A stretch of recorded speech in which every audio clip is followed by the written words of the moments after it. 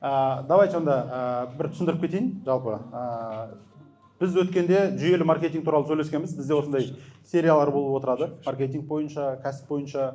Бүгін сол арзан бюджетті маркетинг деген тақырыпта болады. Сол бойынша бүгін сөйлесетін боламыз. Бүгін есіме ядыр, вот енесілді. Бүгін мастер-класста соңына шейін отырғандар үшін бізде арнайы чек-листтер, құжаттар бар. Солардың бірі именно команданы қалай ұзақ уақытқа ұстап қалу әдістері бойынша чек-лист беріледі. Кәсібіңізге қандай қателіктер барын түсініп жүйелейтін воркбук беріледі сіздерге, және жеке ассистентті қалай алу керек, және оның міндет деген чек-листпен төртіншісі кәсіпті жүйелеу бойынша көмектесетін қосымша тізім бар. Соны сіздерге соңына шейін отырғандар ғана алады бізде. Ал давайте ондай болатын болса танысайық. Кім қандай кәсіппен айналысады? Қандай кәсіпкерлер бүгін? Бүгін бізде еще онлайн қарап отқандар бар. Онлайн қарап отқандар TikTokта, одан кейінгісі YouTube'та жазыңыздар. Кім қандай кәсіппен айналысып жатыр? Давайте. Қандай кәсіптер бар мына жерде? Шина саласы. Сосын дизайн интерьер. Дизайн интерьер, пожалуйста. Тағы. Фастфуд. Фастфуд, әне. Фастфуд, конкуренттер. Тағы. Товарный бизнес. Товарка. Ага. Строительный материал.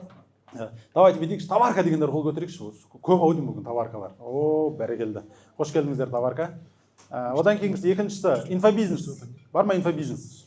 Инфобизнес. Бар екен инфобизнес. Және үшіншісі просто услуга саласы. Услуга саласы, инфобизнес пен услуга примерно бірдей екен. И бизнес ашсам ба деп жүргендер.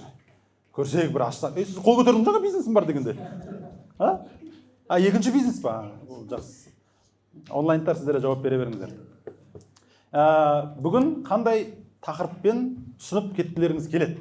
Қандай тақырыпты түсінсем, Мерек мырза, бүгінгі мастер-класс маған ұнады деген саналады. Қандай запроспен келдіңдер? Клиентті қалай ұстап қаламыз? Клиентті ұстап қалу. Хорошо. Тағы? Клиентті қалай тартамыз? Клиент қалай тартамыз? Сосын? Қалай? Постоянный клиентті көбейту, жақсы. Тағы? Молодец. Командамен дұрыс жұмыс жасау. Маркетинг командасымен ба? Түсінбейсіз ба маркетологтардың несін? Психологиясын? Хорошо, кеттік. Жақсы. Ол барлық не қамтылады, проблема жоқ. Ең бірінші өзім таныстырып кетейін енді. Есім Мейірбек болады. Танымайтындар үшін, онлайнда қарап отқандар үшін, жалпы уже 12 жылдан астам, скоро 13 жылдық уже тәжірибесі бар кәсіпкермін. Максимум деген бағана көріп отқан видеода көріп отқан клубтың негізін қалаушымын. Қазір 30-ға жуық кәсіпкер бар. Одан бөлек Туруан компаниясының партнерымын бұл жерде. Және Ербил деген брендтің чемодандарының ошақтағы бізді істеп жалпы 13 жылдық енді тәжірибе болғандықтан енді көп нәрсені көрдік. Көп тәжірибе жинадық осы уақытқа дейін. Әртүрлі істеп көрмеген салалар кем-де-кем енді даже мебель айтып жатсыздар жаңағы, одан кейінгісі сауда саттық, товарка дейсіздер ме, инфобизнес дейсіздер ме, бәрін көрдік. Сондықтан біраз товарка бойынша товаркамен сөйлесе аламын, инфобизнес бойынша инфобизнеспен сөйлесе аламын, проблема жоқ. Енді ең бірінші өзім жолым кезінде мен охранник болғам. Өзім осы күзетші болып жүріп, ең бірінші осы нөлден бастайын деп Акиматтан кейін, Нұр Отаннан кейін бастаған кезім Ордабасы деген бизнес-центрде болғам. Сол уақыттарда енді анай кез болады ғой, адамның, любой адамның бір какой-то бір принципқа шейін жететін кезі болады. Одан кейін ары қарай все уже тек қана ұшу болады. Сол сияқты менің сол кез болды. Ана жұмысымды шынымен өте өмірімде бір ұялған и қатты ұнатпаған жұмыстардың бірі болды. Вроде өйткені мен оны недостоймын деп ойладым. Қазірде біраз адамдар бар, бизнес ашқым келеді дейді, жаңағыдай жұмысым ұнамайды дейді. Ұнамаса онда сол ең бірінші сенің опораң болсын сол. Ұшақтың қазіргі. Тура қазір сияқты кәсіпкерлердің арасында да қазіргі бизнестерің ұнамай жатыр ма сендерге? Қазір табыстарың ұнамай жатыр ма? Тура сол точка сендердің точка опоры болсын, яғни өсетін. Вот менікі дәл сондай өзімнің өмірімдегі күзетші болу сондай кезеңдердің бірі болған. Сол уақыттан бері енді ары қарай кейін мен тоқтамастан тек осы кәсіпкерлікпен бастадым. Ең бірінші бизнесім менде бокс клуб болған, спорт клубты ашып, сол жерде Ордабасы деген бизнес-центрде сол жерден бастаған болатынмын. И соны түсіндім. Бизнес, оказывается, ашу, біз бәріміз ойлаймыз ғой, бизнес ашпаған адам ойлайды. Бизнес ашу ең қиын деп. Бір саланы тапсам екен, бір жол көрсететін адам болса екен деп. Бірақ ең қиын, оказывается, оны дамыту екен. Ана жақсы сөз бар ғой, семья болу оңай, оны жаңа ұстап тұру қиын деген сияқты. Вот сол сияқты бизнес дәл сондай екен. Сөйтіп одан кейін мен түсіндім, ары қарай маркетинг деген нәрселер зерттей бастадым. Қалай клиент жинау керек? Сол кезде өзімнің бизнесімді ашқаннан кейін барып қана түсіндім. Оказывается, ең қиыны клиент жинау керек екен. Тем более бизнестің өсу этапында. Сен әлі пока микробизнес, малый бизнес болып жатқан кезде ол қатты сезіледі. Егер сендер сата алмайсыңдар ма, егер өздеріңді клиент жинай алмайсыңдар ма, онда уже ренжімеңдер. Ешкім кінәлі емес, кәсіпкер өзі ғана кінәлі, клиент жинай алмай жүрген.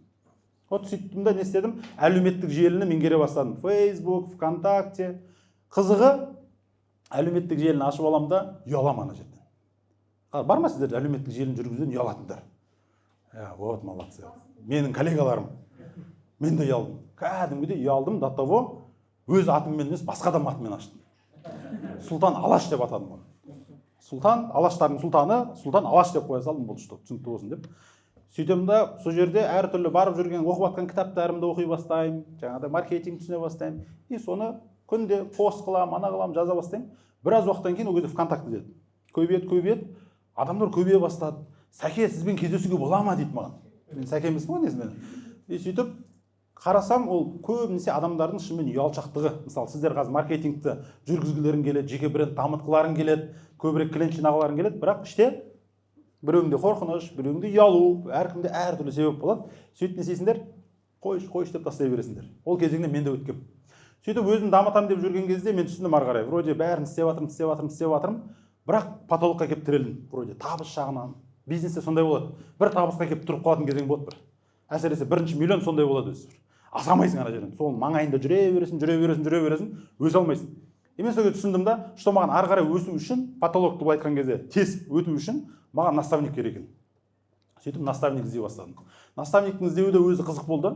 Алдымда мен түсіндім, мен қазір ешкім айтқанға сен қазір күтіп алуға дайын емес. Маған наставник болып бар десең, қазір кімсің дейді ғой сен біріншіден. Сол үшін мен айттым, мен қазір бизнес жасауым керек какой-то. Хотя бы менен мықты адамға барғанға дейін менде кішкентай болсын опыт болу керек. Сол ана адаммен сөйлесетін кезде, ертең ол бір тапсырма берсе, оны орындау керексің ғой. Нөл болып наставник іздеудің қажеті жоқ. Нөл болып, пока сендерге наставник емес, сендерге пока просто әрекет керек. Бірдеңе істеп көру керек. А одан кейін уже бірдеңе істеп жүріп, нәтижеге жете алмай жатсың ба, сол кезде наставник ізде. Ол менің өмірден түйгенім осы болды. Сөйтіп сонымен маркетинг жүргізіп, и ол жерде де жеке брендтің маңыздылығын түсініп алдым да, өзім жайлы, бизнесім жайлы таргет жібере бастадым Алматының кәсіпкерлеріне. Чтобы мені көрсін деп. Ертең кездесіп қалған кезде, сен ана жігіт емессің ба деп айтатындайшы. Өйткені маркетингте ең маңызды нәрсе, сен барғанға дейін, сен кездескенге дейін, сен уже танып тұрса, көп андай артық әңгімені алып тастайды. Мысалы, сіздер ойлайсыздар ғой, мен Кока-Коланы өзім таңдадым, Пепсиді өзім таңдадым деп. Саған уже магазинге барғанға дейін миыңа уже құйып тастаған. Вот маркетинг деген сол. Что менің жұмысым сондай болды, маған ментор, что мен оның алдына барғанға дейін менің саламды уже біліп тұру керек, көру керек. Просто вероятность көбейту керек. Сөйтіп таргет жібере бастадым, не істедім? Сөйтіп жүріп, Қуаныш Шонбай деген жігіт ол кезде 2016 жылдары Руми деген ресторанды жарып атқан жігіт. Сыртынан еститінбіз, Тараздың жігіті, Руми деген ресторандар ашыпты, керемет жүргізіп жатыр екен деген сияқты. Сөйтем де әртүрлі кісілермен сөйлесіп жүрмін, бизнестегі жүрген. Сөйтіп Қуаныш мырза екеуміз 2016 жылы партнер болдық. Мен бүкіл жобаларым бәрін жаптым оған дейінгі, сөйтіп осы кісімен бастадық. Сол уақыттан бері енді өте көп жобалар істедік. Енді кейбіреулеріңіз білесіздер, интернет-маркетинг деген курс болды, оқығандарыңыз бар араларыңызда. Одан кейін екінші болма деген кітап, одан кейін құпия деген, одан кейін ТТБ деген, мүмкін ютубта көрген шығарсыздар, төртеу түгел болса деген. Осылардың барлығын бірге жасап, партнер ретінде 2022 жылға дейін Қуаныш мырза екеуміз осылай партнер болып келдік. Одан бөлек Сырымбек Тау мен Талда деген жоба бар, ютубта көрген шығарсыздар, Талда деген. Кім көрді Талда дегенді? Ұнады ма негізі? Несімен ұнады? Сырымбек Тау бизнесқа деген андай көзқарасы, жасағаны бөлек деңгей ғой. Иә. Тағы қандай? Несімен ұнады? Әртүрлі кәсіпті. Енді қараңыздар, вот сіздер әрқайсыларыңыз, хорошо, сіздер Сырымбек Тауды көріп жатсыңдар, Қуаныш Шонбайды көріп жатсыңдар, Марғұлан Сейсенбайды көріп жатсыңдар да, мысалға. Тура сол сияқты олар да біз сияқты, сен сияқты жолдан өткен. Әр кезеңдерінен өзі өткен мысалы да. И оның әркім өзі айтқанда өмірлік бір тәжірибе тапқан. Маған ең қызығы, ешқайсысының жолы бір-біріне ұқсамайды. Сырымбек Таумен сөйлессең, оның жолы мүлдем басқаша, мүлдем басқа модельмен келген. Қуаныш Шонбайды қарасаң, ол басқа жолмен. Тура сол сияқты менің түсінгенім өмірден әркім өзінің құпиясын өзі табады. Әр түрлі жолдарды көріп табасыңдар. Сондықтан бір идеальный жол деген болмайды, просто әркімнен қажетті нәрсе аласыңдар болды. Одан кейін Марғұлан Сейсенбаймен бізде буткамп деген жоба болды. Сол кезде түсіндім. Ең алғашқы рет бизнесті банкрот деп жариялауды осы кезден үйрендім мен. Алдыда буткамп деген жобаны бір 2 ай ма, 2 жарым ай өткен кезде жаба сап болды. Өйткені сол жерде қатысып жатқан адамдар, сол жобаға қатысып жатқан адамдар, бір екеуі Марван ағаның жаңағыдай өмірлік принципіне сәйкес емес, алдапты. Өтірік алдап кірген екен, ондай емес адамдар. Сөйтеді де бұл кісі, все, мен қателестім дейді да, ары қарай жалғастырсаңдар, қуаныштықпен бірге жалғастыра беріңдер, тастап кетті ана жобаны. Мен өмірімде банкрот деп жариялап көрмегем, ешқандай жобаны жауып көрмегем, мен үшін андай өте ауыр нәрсе. Мысалы қазір да кәсіп бастап жатқандар біледі, қазір бизнесін жауып таста десем, өз үшін емес, басқалар не ойлап қалады деп жабамайды да. Көп кәсіпкерлер бар мысалы. Сол кезде де осы кісілерден көп нәрсе үйрендім, әр қайсынан. Осы менторлар сенің өмірде өсіретін сондай адамдар болады. Сөйтіп енді осылай басталды, маркетингке келдік, оны түсіндік, оның жаңа әлеуметтік желіні, просто бизнес дамытам деп жүріп, осылай маркетинг түсініп кеттік қой. Одан кейін ал енді давайте кеттік. Кәсіпкердің жалпы мышлениясы, маркетинг деген, жарнама деген. Көбісі бізде ойлайды, жарнама ол маркетинг деп. Жоқ. Жарнама ол маркетинг емес. Кім осы уақытқа дейін жарнама маркетинг деп ойлады? Мен жарнама істеп жатырмын, все, мен маркетингпен айналысып жатырмын деп ойлады. Сөйтіп ойладыңдар сендер, Все хорошо. Жарнама қостым, клиент жоқ, маркетинг жұмыс істемейді дейді. Ол кісіге бір объявление бердім, что-то маркетинг жұмыс істемейді екен, өтірік. Таргет жібердім, что-то жұмыс істемейді. Қай жерінде қате кетіп жатыр бұл жерде, қалай ойлайсыздар? Не істеу керек еді ол? Жарнамаға дейін дайындау. Нені дайындау керек еді ол? Парақша, Инстаграм. Дұрыс формула мынандай болу керек еді. Ең бірінші аудиторияны таңдау болу керек еді ол. Түсіну керек еді ол. Менің аудиториям кім? Соған бірінші жауап беріп, дұрыс аудиторияны, дұрыс офер, дұрыс ұсынысы болу керек еді. Ол аудитория не қалайды өзі? Мысалы мен аяқ астын атып шығамын да, мысалы ханымдар отыр да. Қыздар қалайсыздар? Міне сіздерге арналған міне жаңағыда аяқ киім бар деп ерлердің аяқ киімін сатсам сендерге. Какая разница деп мысалы да. И так сендер жігіттердің күйеулерің бар ғой деген сияқты. Алмайсыңдар ма? Алмайсыңдар ғой, сендер өйткені өзіңе болмағаннан кейін, мүмкін ойланасыңдар, білмегеннен кейін. Тура сол сияқты аудиторияны дұрыс таңдалып, оған дұрыс офер берілмегенше, және ол конкретно соның отыратын каналында болмағанша, нәтиже жоқ, нәтиже болмайды. Маркетинг осы ең бірінші аудиторияны, ал жарнама одан кейін беріп жатқан жарнамаң жақсы. Бірақ сен оны кім үшін, қандай офермен және қай каналда беріп жатсың. Әркім әртүрлі канал. Бүгін сол туралы сөйлесеміз. Қай каналдар бар, қалай сатамыз деген сияқты. Енді білесіздер, қандай каналдар бар екен, иә? TikTok, Instagram, қазір Reels'тар хит болып жатыр. Көбіңіз мына жерге маған бүгін сол TikTok'тан көрдіңіздер, Instagram'нан көрдіңіздер, сөйтіп келдіңіздер. Қазір ең арзан және тез нәтиже беретін осы каналдар. Әлеуметтік желі деген пайдалы болғалы бері жалпы әлем қатты өзгеріс болды. Себебі ешқашан бұндай штоп адамдар бір-бірін күнделікті өмірін көре алатындай жағдай болмаған. Просто біз бір минусы соған бейімделе алмай қалдық. Ең бірінші танымалы қандай әлеуметтік желілер білесіздер? Осы уақытқа дейін өздерің қолданған. Сен Инстаграмнан бастадыңыз, сондай жассыз сіз мысалы. Фейсбукты қолданғандар бар ма кезінде? Инстаграмға дейінгі? Агент кезіндегі жастарым, үлкен жастар көріп отыр өзіміздің примерно. Құрдастар, ВКонтакте дегендерді. Сендер Инстаграмнан бастасаңдар, значит сендер молодежь. Бірақ ең қызық қараңдар. Қазір мысалы мен TikTok'та бағана жаңа тікелей эфирде отырсам, маған айтып отыр да, мәке сізге TikTok'та отқан жараспайды екен дейді. Мұрат Әділді ұқсап көрініп кетеді екенсіз дейді. Сөйтемін де мен айтамын, қалай сол кезде TikTok'та отсаң болды, бүкіліне TikTok Мұрат Әділдің кім әне? Ондай емес қой. Просто адамның өзі TikTok'та өте әлсіз аудитория, сапасыз контент деп ойлаудан туындайды. Енді қараңыздар, ең қызығы Instagram дәл сондай болған кезінде. Кезінде де Instagram'ды енді мен жүргізіп бастаған кезінде, Instagram'ды былай айтқанда дамыта бастаған кезде бізге күлетін Facebook'тағылар. Facebook'тағы уже вообще кәрі болып қалды ғой негізі олар уже динозавр. Сол Facebook'тағылар айтатын, ана жақта өңкей жас балалар, қуғынбайлар отырады ғой дейтін, тек билей беретіндер деп. Тура қазір TikTok'қа қатысып сондай әңгіме болып отыр да. Қызығы мен соны үйрендім. Шүкір, менің көп клиенттерім, осы уақытқа дейін айтқанға табыстарымның почти барлығы десем болады Инстаграмның арқасында. Просто мен басқалар күліп жатқан кезде бастап кеттім болды. Сондықтан бұл каналдар кәсіпкер үшін, әсіресе малый микробизнес үшін ол канал осы. Одан кейінгісі WhatsApp және Telegramның базасы бар қазір. Көп кәсіпкерлер байқаймын, вроде енді бастап жатқандар бар, біраз жылдан бері жүріп жатқандар бар, база жинамайды. Клиентский база жиналмайды. Нөмірі сақталмайды, аты жөні сақталмайды. Не істейді ол? Үнемі жаңа клиент іздей береді. Бұның минусы неде? Қалай ойлайсыңдар? Ескі клиенттер жоқтасын. Хорошо. Тұрақтылық болмайды. Тағы не үшін біз жаңа клиентті іздей беру минус? Қара, ең жақсы клиент, ең мықты клиент бизнесте айтылады. Ең арзан және ең мықты клиент қайтып сатып алған клиент. Түсінікті ғой?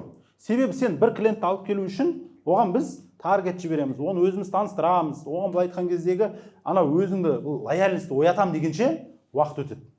И ол ақша. Сол үшін ең тұрақты бизнес ол қайталанатын транзакция болатын бизнес. Яғни сенің клиенттің қазірден бастап қайталанып отыру керек. Яғни екінші рет, үшінші рет алу керек. Егер ол қайталанып алмай жатса, сенің өніміңді. Опа, вопрос онда. Бізде не үшін бұл нәрсеге көп көңіл бөлмейді? Неге WhatsApp, Telegram базаға? Неге бөлмейді, қалай ойлайсыздар? Көңіл. Не үшін біз жаңа клиент іздеп кете береміз үнемі? Ол алмайды көп болған сайын ақша көбірек. Тағы? Алған адам екінші рет алмайды. Бір рет алған адам екінші рет алмайды, иә? Неге дақтау ананы көңілін алдырып болғасындар ма сол кезде? Тауарыңа сенімсіз болған кезде дейді. Өйткені не берінсін, пихать етіп жібердің да, сөйттің, ертең қайтып келсе, ертең обидно болады, иә? Жолама екінші деген сияқты. Қазақстанда әлі жаңа клиенттің бағасы арзан. Мысалы, Америкада бір клиенттің құны бізге қарағанда 6-7 есе қымбат. Лидті алып келу, сатып алу. Телеграм жіберсең да, жаңағыда не жіберсең, таргет жіберсең да, бір клиенттің құны қымбат. И ол жаңа клиент іздеу, енді ойлашы, бәріміз жаңа клиент іздей береміз, бәріміз жаңағыдай Фейсбукқа, Инстаграмға таргет жібере береміз. Сөйтіп конкуренция көбейе береді. Ол қалай жұмыс жасайды олар? Аукцион сияқты. Яғни көбейген сайын бағаны қымбаттата береді. Әр клиенттің несі бойынша. Сөйтіп не істейді? Баға қымбаттайды. Уже кім көтере алады соның бағасын сатып алуға дайын компаниялар. Солар ғана қалады да, үлкен компаниялар. Мелкий компанияның бәрі өле береді. Уже бұрынғыдай ана каналға жұмыс істей алмайды. Сол үшін американецтер не үшін базамен жұмыс жасау керек дейді? Себебі қайтып келген клиент ең арзан клиент дейді. Түсінікті ғой? Одан кейін отзыв және рефералдар. Біздің елде әлі ол қарастырылмайтын нәрселердің бірі, именно отзывпен жұмыс жасау, отзыв арқылы жаңағыдай клиенттер тарту. Біздің уже отзывқа енді қазір қарай, мысалы, Каспи уже үйретіп бастады. Отзывпен, мысалы, өздерің бірден алатын кезде Каспиден болсын, бір отзывны бір қарап аласыңдар. Не айтып жатыр мынау деген сияқты. Бізде отзыв енді қалыптасып келе жатыр. Уже мысалы Қытайға бардық. Өткен жылы Қытайда үлкен бір скандал болды. Судың королі, оларда ең бай адам, су сататын жігіт еді. Кісі, үлкен кісі. И соның бір посты үлкен хейтқа ұшырайды да, сөйтіп астында отзывтар қырғын болады. И ана компанияны өлтіріп тастаған, просто олардың отзывқа деген дайындық болмай қалады ана жерде, қарамайды отзывқа. Жас компания келеді, екінші компания, олар отзывпен өте қатты жұмыс жасайды. Қазір Каспид байқайсыңдар ма, Инстаграмда болсын, Каспи деп жазсаң болды, сразу жауап береді. Каспид просто Каспи деп жаза сал, міндетті түрде саған біреу шығады да жауап береді. Любой сообщениеңе просто сендер қазір бір жамандайсыңдар ма, или просто астындағы отзывтың астында бірдеңе жазып кетесіңдер ма комментарийға, сразу шығады. Өйткені олар түсініп отыр. Барған сайын қазір отзывтың рөлі өте жоғары бола береді. И рефералка ең тегін мықты жарнама каналдарының бірі. Сосын екінші тағы бір маңызды нәрселердің бірі бар. Сенің ерекшелігің бар ма? Мысалы мен маркетолог ретінде бірінші сұрайтын сол болады сендерден. Жарайды, хорошо, давай сен қазір өніміңді сатамыз бірге. Саған клиент жинау керек. Немен ерекшеленесің конкуренттерден? Кім айта алады? Менің ерекшелігім, Ерік мырза, мен конкретный ерекшелігім бар. Мен білем. Конкуренттерім мынандай, мен оларда мынандай ерекшемін. Ал, давай. Айтып көр, иә. Не ұялып жатсың? Даты ұялатын нәрсе ме не? Ерекшелігім?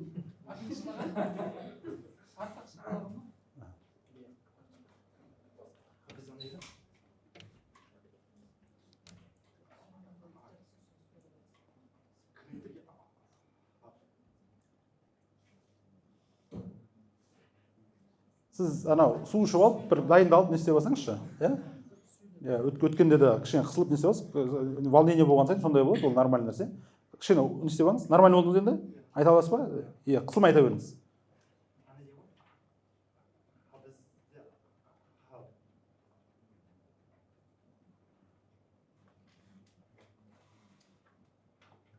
Сізді қинамай ақ қояйық, несі бойынша, кейін өзіңіз ойыңыз кейін айта бересіз. Жақсы ма? Өткенде де біраз қинап қойдық несі бойынша. Давай, кім тағы айта алады? Артықшылығын. Мен таргетологпын. Кіммін? Таргетолог, Мен тек эксперттермен және онлайн мектептермен жұмыс істеймін. Артықшылығыңыз сіздің. өніміңіздің артықшылығы, яғни менің узкий нишам деп тұрсыз ғой, иә? Мен просто мектептерге және эксперттермен ғана жұмыс жасаймын. А ондай ол қаншалық ол ерекшелік? Сіз сияқты қанша адам бар тағы? Сонымен ғана жұмыс жасайтын.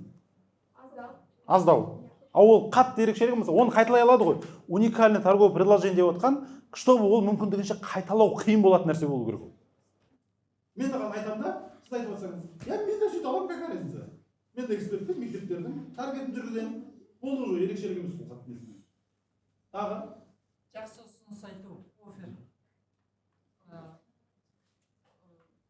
Отказ бере алмайды. келіспейді.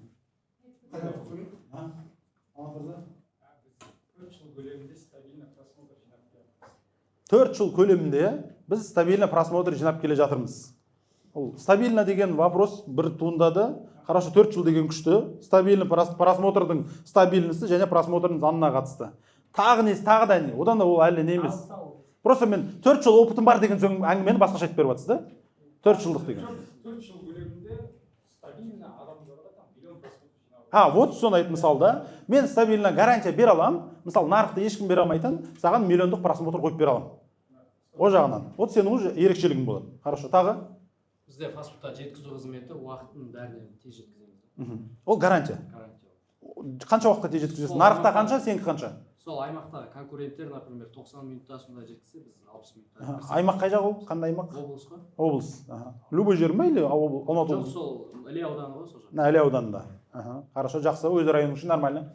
Тағы? Бізде жаңа фастфудқа қарама-қарсы тағы да айтады. Фастфудқа ответка давай. Жоқ, бізде де жеткізу қызметінің уақытылы, ол жағын нақты береміз. Бізде ең басты мықты организация жасалғанбыз. Бәріміз бір жерге шоғырланып қалған жоқпыз да, бір белгілі бір ауданды 3 бөлшекке бөліп алдық та, доставка әркімнің өзінің квадратында жеткізу қызметін тегін жасадық. Ауыр болып кетті ғой, сен ерекшелігің. Компания бір жерде болады. Ауыр болып кетті ғой, мысалы, мына қара. Жалпы мына пиццерия саласында, фастфуд саласында Домино пицца деген бар әлемде. Үлкен. Соны кезінде оны Додо пицца да қайталады. Олар қалай айтады? 30 минутта жеткізбесек, тастап кетемін сыйлыққа саған дейді. Сондай офер береді оны. Қазір міне біз 30 минутта саған пиццаны жеткізбейтін болсақ, саған тегін беріп кетемін дейді. Адамдар, вау, ана жерде ол ерекшелік. Біраз уақыт анау нарық шуылдатты. Тура соны кейін Додо пиццада қолданды бір маркетингте. Сол сияқты, Кешік бас екен деп қарап отырсың. иә, анау уже кешік баса екен, пожалуйста деп ше. Тегін аласың да өйткені. Қойып 1 минутқа кешіксек все болды дейді. Асып кетсек болды.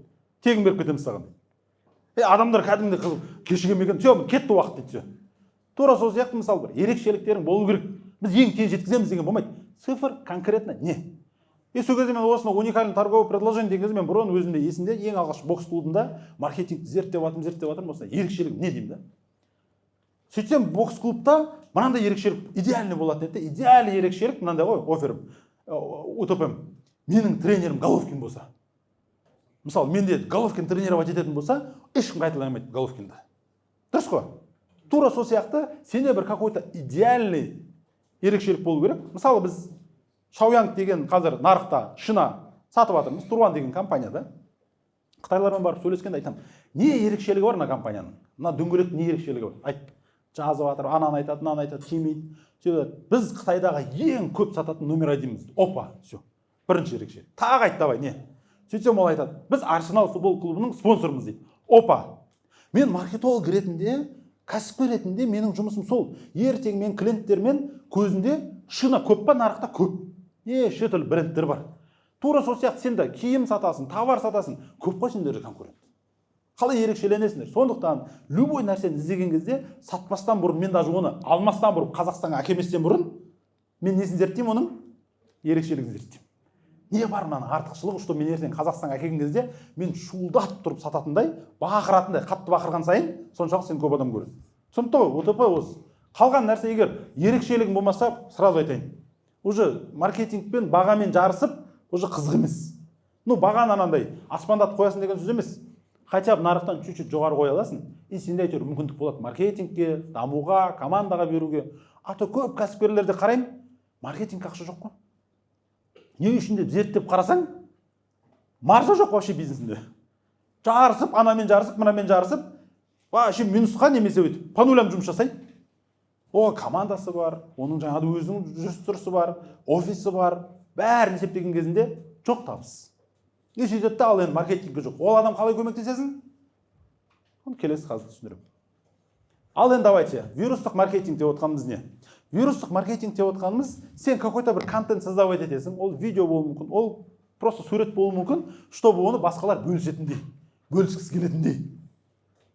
Вот осы вирустық маркетинг деген бір канал ретінде бар.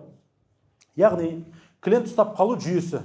Енді қараңыздар, сіздер барлықтарыңыз айтып отырсыздар бағанадан бері, біз жаңа клиент деп отырмыз. Ал енді клиент қалай ұстап қаламыз? Ең бірінші, ең арзан клиент ол бұрын сатып алған клиент, қайтып алатын. Одан кейінгісі біздің жұмысымыз, чтобы келген клиентті, мынандай ғой, жаңа клиент келді, бірақ зат сатпау керек ешқашан.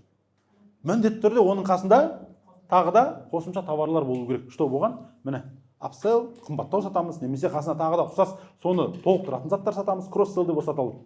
Сөйтіп клиенттің базасын сақтап қаламыз да, болашақта соларды қайттан сатамыз. Егер сенің қазір қара, малый бизнес, бәрің жерге келіп отқан микробизнес, малый бизнесіңдер көбісің. Почти 95%. Бірінші жұмыстарың қара, ең бірінші нәрселерің осы сендердің. Клиент алып келіп жатсыңдар ма, уже хотя бы клиенттерің бар ма, уже красавчиксіңдер. Енді ары қарай не істеу керек осыны ұстап қалу. Егер сенің клиентің қайта алмайтын болса, егер сен клиентке қайта сата алмай жатсаң, онда ол саған не деген сөз? Үлкен сигнал. Еще малый бизнес болып тұрып, сен әлі соны қазір шеше алмай жатсаң, значит, болашақта сен ұтыласың деген сөз. Вот енді осыны ойланыңдар. Қалай мен клиентімді қайталап шақыра алам? Идея келіп жатыр ма? Қандай идея келіп жатыр? WhatsApp-қа жазу керек деп жатыр, хорошо. Неге ол сенен алмайды екен? Қалай ойлайсың? Жоқ, мысалы ол вроде сен оған саттың, не сатасың мысалы сіз? Енді барбершоп та. Барбершоп, тем более. Өзімде клиент база жетіп, жанында өзімнің әйеліме косметолог проектері бар. Қазір сол кісінің жұмысына назар аударып жатырмыз. Дар кетіп жібереміз. Клиент жақсы келеді. Бірақ қайтадан келіп жатқанда да бар. енді қара, осыны зерттеу басталады. Қанша клиент қайтып келуін, оны клиентте маркетингте LTV деп атайды. Яғни клиенттің өмір бойы неше рет саған келетінін зерттейміз. Мысалы, мынандай отчет жүргізу керексіңдер да. Өткен айда маған 100 жаңа клиент келді. Хорошо. Осы айда немесе қанша уақыттан кейін ол қайтып келеді қарайсың. Нешеуі қайтып келіп жатыр? Мысалы, өткен айда қанша клиент әйеліңе келді жаңа?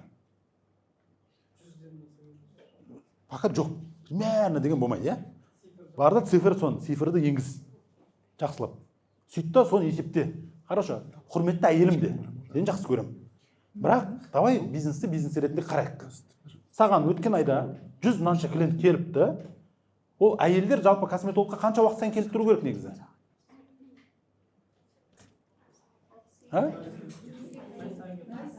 Ал косметологқа 6-8 ай сайын барасыңдар ма? Ай сайын барасыңдар. Дұрыс па? Тем более. Мысалы, сен барбершопқа клиентің қанша уақыт сайын келеді? Бір ұны жарайды, среднем жарайды, 25 күн, бір ай деп айтты. Вот, сен егер бір айдан кейін келмесе не істейсің ал? Жоқ, тұра тұрыңдар азыр. Бір айдан кейін келмеді мынаған клиенті, мен бардым саған. Бір айдан кейін келмеді маған. Ұнамады дейсің болды, иә? Хабарласып, WhatsApp-ына қалайсыз мәке? Что-то келмедіңіз ғой? Бір ай өтіп қапты ғой, бәрі дұрыс па? Или басқа жерге барып жүрсіз ба? Осында скидкамыз бар, келіңіз. Жоқ, тұрады скидкасы бар. Басқа жерге барған, басқа қалада болған шығар, келесі айтып келетін шығар. Мысалы мен бардым да, басқа қалада жүрдім да, шашым қысқарып көріп қалдым, барамай қалдым саған. Немесе басқа жаққа көшіп кеттім басқа районға. Бірақ ер кісілер көбінесе қайтып бара береді олар. Дұрыс не болсын. Әйелдер де сондай. Енді вопрос. Енді қара. Енді қараңдар. Енді ойлаңдар, сендердің өткен айда қанша жаңа клиенттерің болды. И әркімнің бизнесінде әртүрлі. Мына жігіт біліп тұр. Примерно менде 25 күн сайын клиентім қайтып келу керек. Өте жақсы былай айтқан кезде оборачиваемость бизнесі, дұрыс па? Почти айына саған бір рет, екі рет келіп отырады. Өйткені айдың басында, соңында деген сияқты. Сіздің бизнесіңізде қанша рет келеді? Ал жазыңдар. Біз диван сатамыз. Качествосы нормальный диван сатамыз. Бізде болады, мысалға клиентке ұнап жатыр, басына ұнайды, ұнап жатса көршілеріне, достарына айтып солай сатып алады. Бірақ ол клиент қайтадан диван алмайды. Вот, енді қара, өмірінде неше рет сенен диван алады ол? Жоқ, жарайды. Сенен алмай ақ қой, жалпы адам өмірінде неше рет диван алуы мүмкін. Вот осыдан туындайықшы. ары кетсе 2 рет тауып 2-3 рет жарайды. Среднем сенен зерттеп көр да нарықта. Мысалы қазақтар көшкенді жақсы көреді біріншіден. Одан анда болады, мында болады. Бір өмірінде 3 рет диван алуы мүмкін. Хорошо, LTV оның 3 рет мысалы да. Енді бірақ оның қасындағы ертең подружкалары бар. Оның қасындағы кім бар? Көршілері бар, достары бар, несі бойынша. Чтобы сен мына келген адамды полностью өзіңе мүмкіндігінше лояльный қылып алу керексің да. Ханым қалай ұнады ма сізге? Бәрі көңіліңізден шықты ма? Чтобы сен бір рет енді ұзақ болған сайын идеальный қызмет көрсету керек, идеальный жақсы көрсету керек, чтобы ол адам сен ұсынатындай. Вот осы жерден бастап сен не істейсің оған? Уже қасындағы рефералка арқылы достарын ертіп келуге жағдай жасайсың. Егер сізден мысалы танысыңыздан, қазір оны айтамын несі бойынша, алды қарай өтпей ақ қойын несімен. Түсінікті ғой, әр бизнес әртүрлі. Тағы да кімде қандай? Ойланып көрдіңдер ме осыны? Кімге қанша уақытта клиент келеді? Қанша уақытта? Мен строительный материал сатамын ғой, клиенттерім үй біткен соң жоқ болып кетеді ғой. Иә. Таныстары жібереді. Жақсы. Егер ол жіберіліп жатса, сенде рефералка жақсы жұмыс істейді. Қазір түсіндіремін саған. Тағы сізде? 2 апта сайын. Не бизнесте құдай? Подгузники? О, тем более. Бітіп қала береді, 2 апта сайын бітіп қала береді.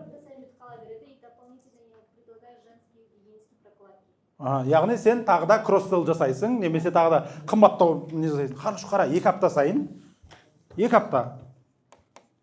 Средний чек қанша сенде? Мысалы, әр келген әйел, мысалы, средний чек қалай анықтаймыз? Өткен айда оборотың қанша болды? Неше клиенттің соған бөлесін да, сөйтіп средний чегі шығады. Әр клиенттің средний орташа саған қалдырған ақшасы. Айбай, тағы түсінбей жатыр. Өткен айда оборот қанша болды есептейсіз? Сөйтесіз да, қанша клиент болды? Соны алған, сол оборот қанша клиент жасады? Мысалы, сізде айталық 2 миллион оборот болды. Оны примерно 100 адам сізге не істеді? 2 миллионды бөлесің 100-ге, сөйтіп әр адамның средний несі шығады саған. Біреуі сенен 10 мың теңге заказ берген, біреуі сенен 20 мың теңге заказ берген, біреуі сенен не заказ берген, сөйтіп точно ма или примерно ұрбасыз ба? Хорошо. 10 мың теңге. Яғни сізге бір адам 10 мың теңгені есептеген кезінде айына 2 рет келетін болса, ол саған айына 20 мың теңге келеді. Дұрыс қой? 20 мың теңге келеді. Оның баласы қай жастан бастап, қай жасқа дейін подгузник киеді? 0-ден бастап 3 жасқа дейін. Хорошо, неше ай бар? Қанша? Қалай? 24, 2 жыл. Не деген маркетологсыңдар? Математиксіңдер. 36-ға ал давай, 20 мыңды 36-ға көбейт. 7 миллион. Қанша? 7 миллион 200. Точно ма? Сенбей қалдым сендерге. 720 болды. 720 мың. Сенбеу керек, айтып отырмын оларға сенбеу керек. 720 мың. Қара, 720 мың былай айтқан кезде, ана әйел саған қарыз. Түсінікті ғой, клиентке үстіп қарайсың енді сен. Саған ол 10 мың теңге деп қарамайсың, сен бір рет алған деп ойлама.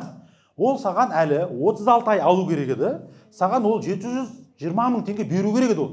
720 мың теңге десе қалай көзқарас қарайсың оған? Махаббат болады ма, болмай ма? Қатты болады ғой махаббат, 10 мың теңге берген қаран 720 мың теңге беретін адамға махаббатың ерекше болады, Вот міне, осы жерден сендер туындайды. Яғни, ол адам маған осы өзінің бір баласы қойшы ол дағы. А бізде шүкір Қазақстанда қазір беби-бумнан проблема болып жатқан жоқ. Ол неше 3 баласы болса, ол саған қанша қарыз? Оны 3-ке көбейтесің мынаны енді. Вот. Осы нәрселерді түсінген кезде сен ойлайсың, опана, әр клиентке мен махаббатымен қарау керек екен ғой деген сияқты. Яғни, чтобы әр клиент менен кетпеу үшін не істеуім керек ол? Бұрын біз мысалы бокс клубта мен осыны түсінген кезде маған вообще жарылыс болды миымда. Бізде мысалы балалар ол кезде 15 мың теңге ма сондай төлейтін. Қазір білмеймін мен қанша төлейді бокс клубына не беру. Кружокқа беру. 15 мың теңге төлейді. Сөйтеді да ол маған примерно сентябрьден бастап оқу біткенге дейін каникулда келмейді көбіміз білеміз. 9 ай келу керек ол маған. Яғни ол неше жасқа шейін келеді, бәрін есептеп көрген кезде менің көзім банкі болды ғой. Вот, менің жұмысым енді әр клиентке осылай подход тауып сервис көрсеткен кезімде ол қайтып келетін болса, ең бизнес сол бизнес. Түсіндір ғой? Сол үшін сендердің жұмыстарың мынандай 700 мың, 20 мың теңге беретін клиенттердің санын мүмкіндігінше көбейту. Көбейту, топқа шығару. Осымен жұмыс жасау. Ал енді қара, сөйтеді да бұл кісі не істейді? Маған чтобы осыны есептейді да, ну примерно ол жарайды. В среднем сіз мысалы мамалар орташа есеппен қараған егер аналитикаға кіре берсең түсінесің. Маған 720 мың жарайды 500 мың теңге береді екен примерно неде. Сөйтеді да ол 500 мың маған қанша клиент керек деп сұрақ қоя бастайды. Чтобы алдағы уақытта осынша маған табуым үшін маған айына мынанша клиент деген шығады сол кезде. Вот клиенттің санын анықтап алған кезде сендерде уже миларында конкретный картина бар. Мен қанша клиент керек маған, чтобы айына толтыру үшін. Мысалы бұрын біз Руми ресторанында Қуаныш мырзалардың өте күшті моделі бар еді. Олар айтады, примерно бізге айына клиенттер 3 рет, 2 рет келсе, среднем 3 рет келеді болды дейді. Одан көп келу керек емес дейді, өйткені ол жағып кетеді дейді.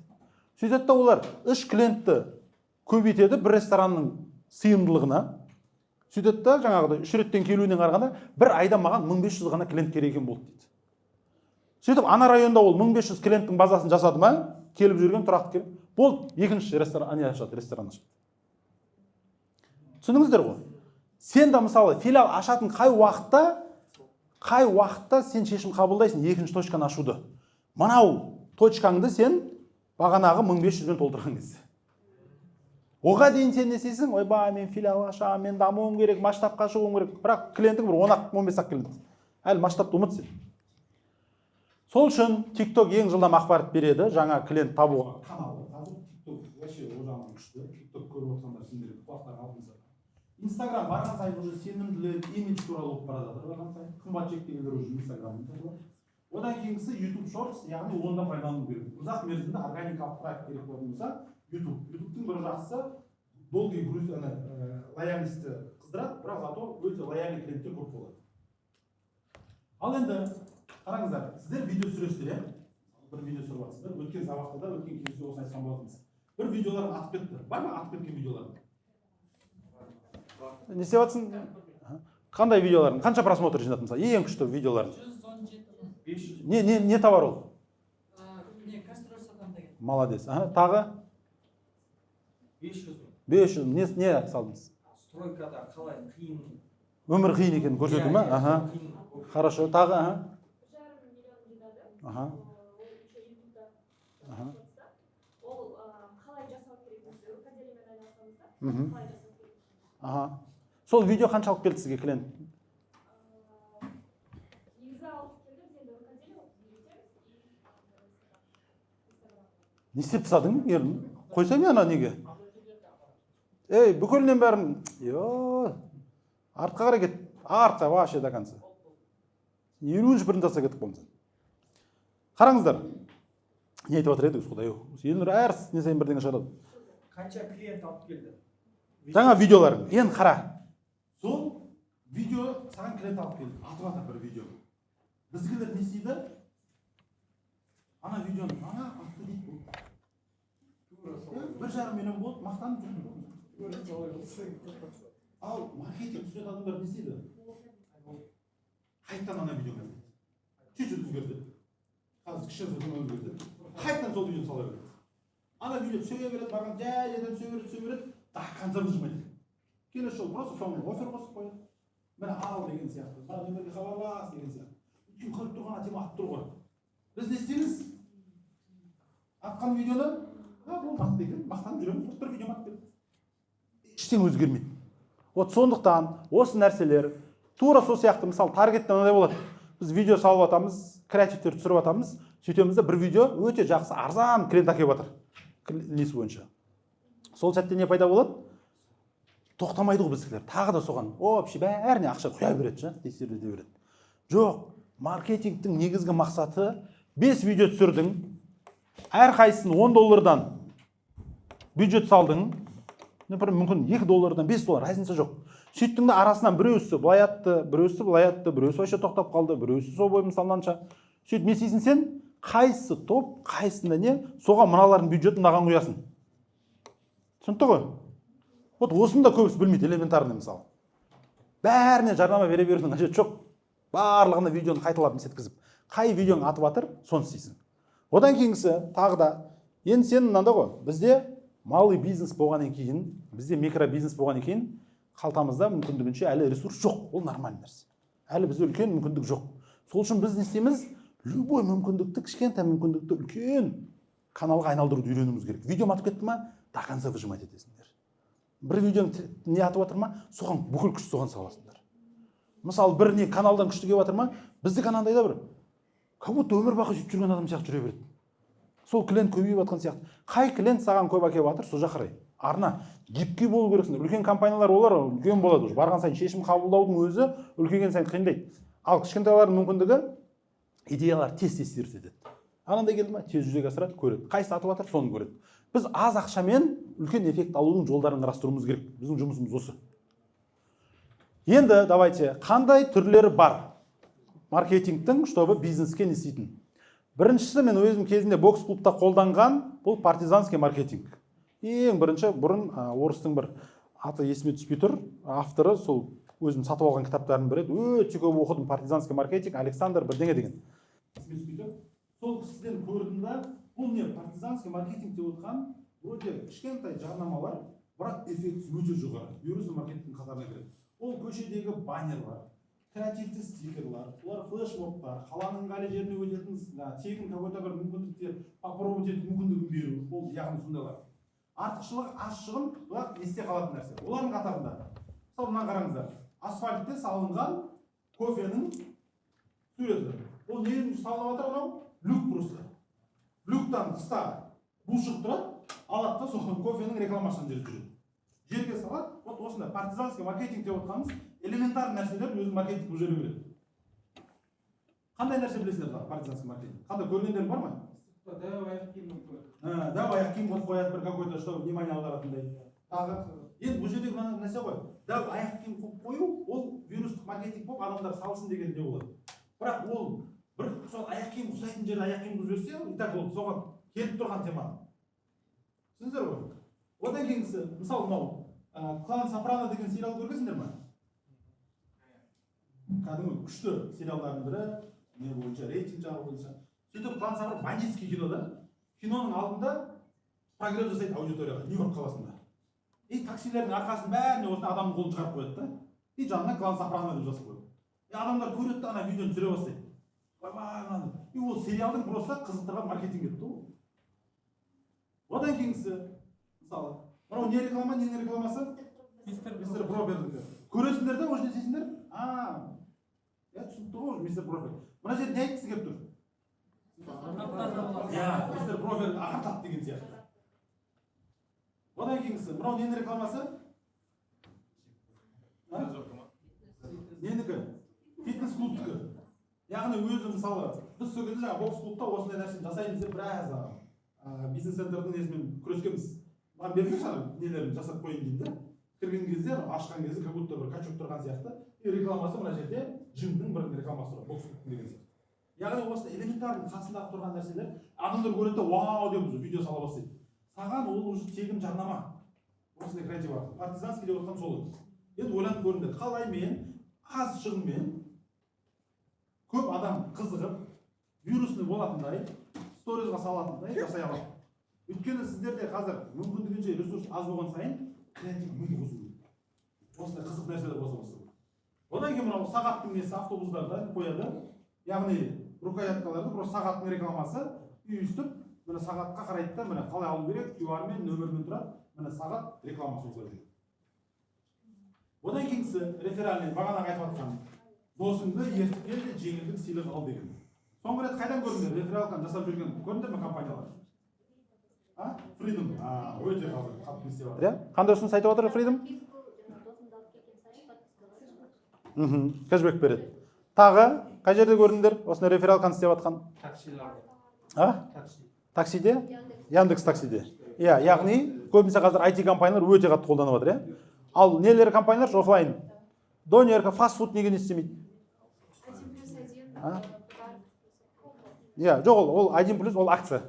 А именно что, рефералка біз досын ертіп келетіндей. Пирамидалар. Пирамидалар, А вот, мысалы енді қара, сіз жаңа фастфудта, ресторанда өзіңіздің базаңызға сообщение жібересіз, қызыңмен келсең, сыйлық, мысалы ше, немесе жеңілдік қызыңмен келгендерге. Досыңды ертіп келді, мысалы, міне саған мынанша жеңілдік ал. И ең қызығы, біздікілер сондай жіберу мүмкін, бірақ не істейді? Сұрамайды оны. А мына жердегі маңызды нәрсе, досыңыз ертіп келдіңіз бе, сізге сыйлық бар еді ғой деп әдейі сұрай береді ертіп келмеген үшін. даже просто келмеген адамдарда, әлі естімеген адамдарда не істейді оны? Қалай сол кезде? Не үшін досымды ертіп келуім керек дейді. Досыңызбен бірге келсеңіз, міне бізде мынандай жеңілдік болып жатыр, 10%-ық, 15%-ық. И ол уже күнделікті анау магазині барлар, фастфуды барлар, күнделікті көп клиентпен жұмыс жасайтындарға өте жақсы нәрсе. Ол мысалы мынау Skyeng деген ағылшынша үйрететін IT компаниялар осылай сайтына кірген адамдарды давай деп клиентін көбейту үшін досың шақырда 1500 рубль бонусқа ал дейді. Яғни ал деген сияқты. Тура сол сияқты сіздер де өз бизнестеріңізде рефералканы пайдалану бағанақ сияқты. Мысалы сіздер көріп жатсыз. Сізден бір адам диван алды. Иә, мысалы. Диван алғаннан кейін диваннан бөлек тағы не сатуға болады? Сіздер түсінікті, LTV ол байғұстың бір. Ана кеткен адам қазір біліп тұрсың қазір. Примерно бір 10 жылдан кейін келеді ма, келмей ма, кім бар, кім жоқ ол жақта. Вот қалай не істей аламыз ана адам? Психолог. Сол үшін диванның қасына бағана апсел, кроссел, бірдеңелер сатуымыз керек. Чистка осы болады. Иә. Чистка дейсің ба, біраз уақыттан кейін, чтобы ана адам қайтып келе беретіндей. Химчистка осып қоясыз ба, мысалы, біраз уақыттан кейін, чтобы сізге хабарласатындай. И одан кейін ол не істейсіз? Міне көріп жатсыз ғой, біздің оны осындай диванымыз. Егер подружкаңызға біз жайлы таныстарыңызға айтып сіз арқылы келетін болса, біз сізге міне диванның бетіне арналған одеяло береміз. И ол уже не істейді? Ана адамды сен уже өзіңнің агентің ретінде, сатушың ретінде қолдана бастайсыңдар. Ал енді қараңыздар. Одан кейін қазір UGC маркетинг деген бар, яғни контентті сіздер түсірмейсіздер, сіздердің клиенттер түсіреді. Қазір челлендждер жүріп жатыр. Яғни мысалы шынайы түсірілген видео сенімділік жоғары, тез сатылады. Кәсіпкер өзі түсірмейді, клиент түсіреді, дайын контент саған. Қандай соңғы кезде естігенсіздер именно компаниялар осылай қолданып жатқан? Макси чай. Не деді Макси чай? Макси чай реклама жасалып компанияның. Тағы да қандай нелер білесіздер, кейстер? Ау? iPhone сөйтіп жатыр ма? Әлемдік iPhone? Не деп жатыр? Мықты блогерлерге сол 17 базар. О, жоқ, ол маркетинг емес. Любой клиент түсіре береді, сол клиенттердің арасында челлендж жасалынады, кімнің видеоларын соларға сыйлық беріп отырады. Қараңыздар мынау, мысалы, Лейс не үшін мынандай не шығарады, білесіздер ма? Бір кездері не шығарды? Әдейі күліп тұрған, адамдарға кім қызықты фото шығарады, соларға біз сыйлық береміз деді. Арасында ең қызықты, креативный деп. Кетті ана жерде. Одан кейін Starbucks жыл сайын жаңа жылдың алдында осындай айтады. Біздің қызыл стаканмен кім күшті контент, қызықты контент жасайды, соларға біз сыйлықтар береміз дейді. Арасынан таңдап. Жақында маған ұнады, жаңа пост компаниясы негізін қалушы Ержан мырзамен кездескен кезде күшті нәрсе айтты да. Біз дейді компаниямыз ай сайын біздің маркетинг бөліміміз, SMM бөлім 150 видео шығарады дейді. Түсіреді, шығарамыз, Reels анау несі бойынша. Сөйтіп Қытайдан Xiaomi компаниясынан бір маркетолог шақырдық. Сөйтсек, Қытайда уже өте конкурентный ғой несі бойынша. Сөйтіп айтты дейді. Давайте, неге біз өзіміз түсіре береміз? Жаңа пост деген компания білесіңдер ғой? Немен айналысады жаңа пост компаниясы? Доставка, иә, логистика Қытайдан әртүрлі жаңа Пиндодо үлкен маркетплейстерден алып келеді. Сөйтіп айтады.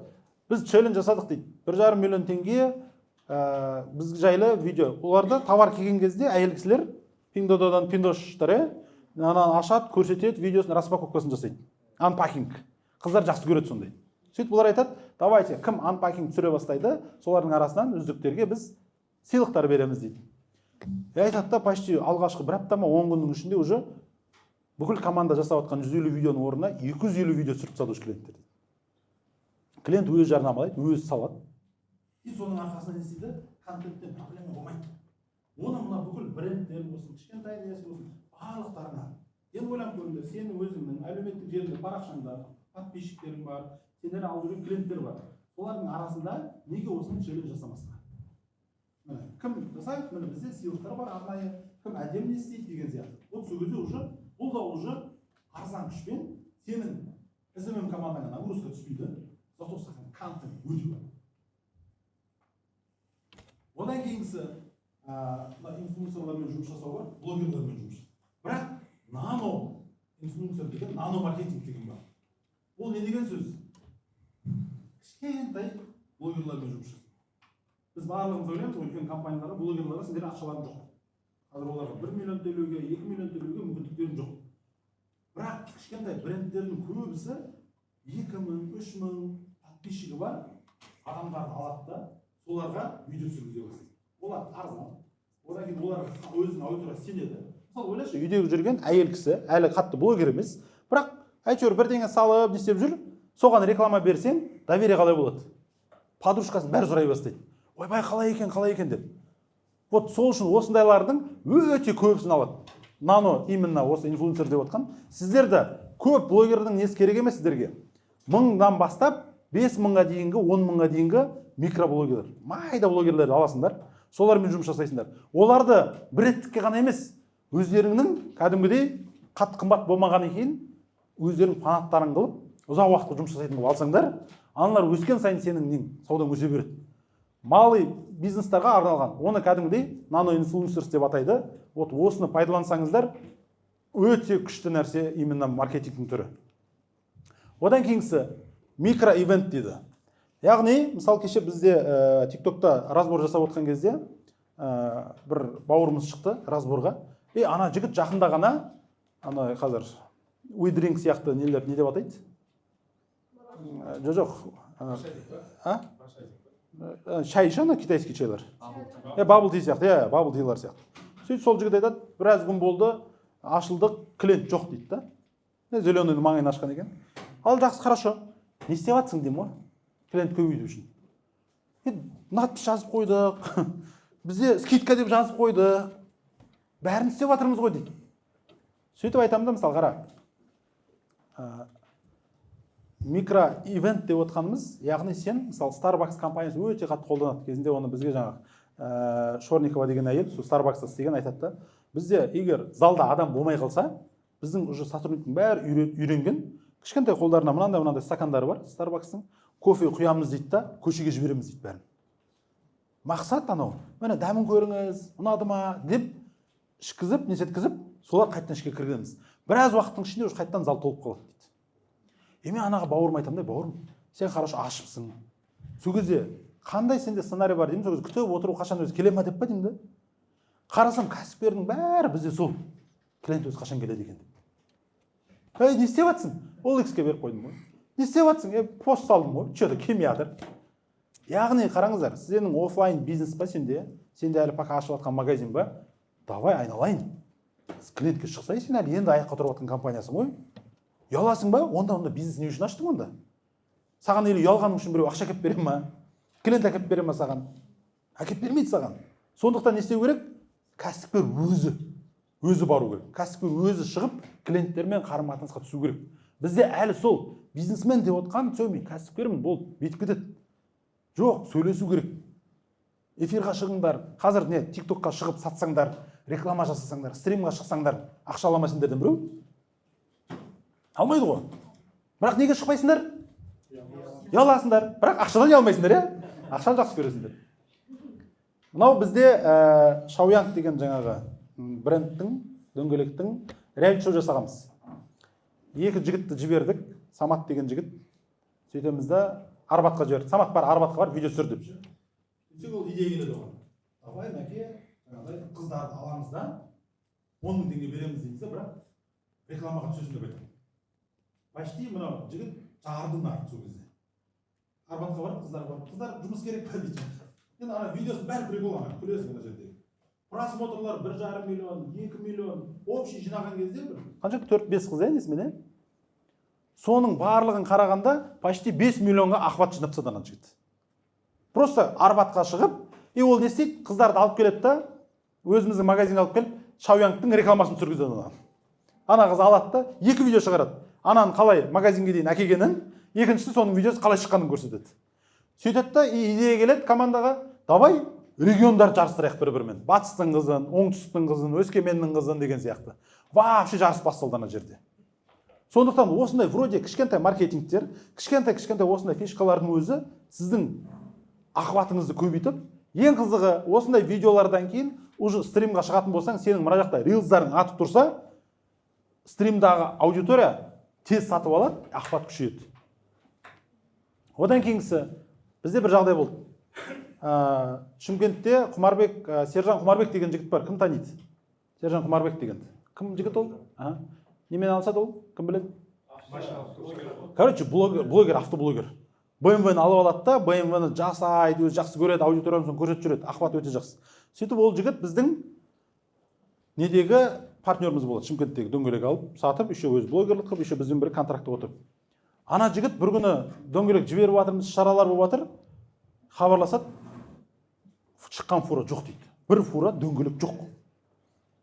Сөйтеді, ойбай, ал давай кеттік, жағандаймында іздеп жатыр, ана милицияны қосады, несін қосады.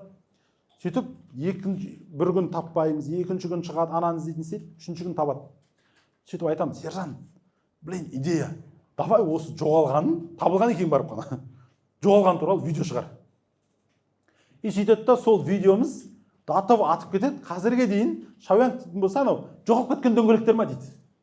Аудитория. И любой бизнесте, мысалы мен өткенде қарадым жаңағыдай, Қытайдың Xiaomi деген қазір білесіздер, Xiaomi дейді, машиналар шығарып жатыр қазір. Тура Cayenne машиналар сияқты. Аналардың маркетингін зерттей бастадым сөйтіп.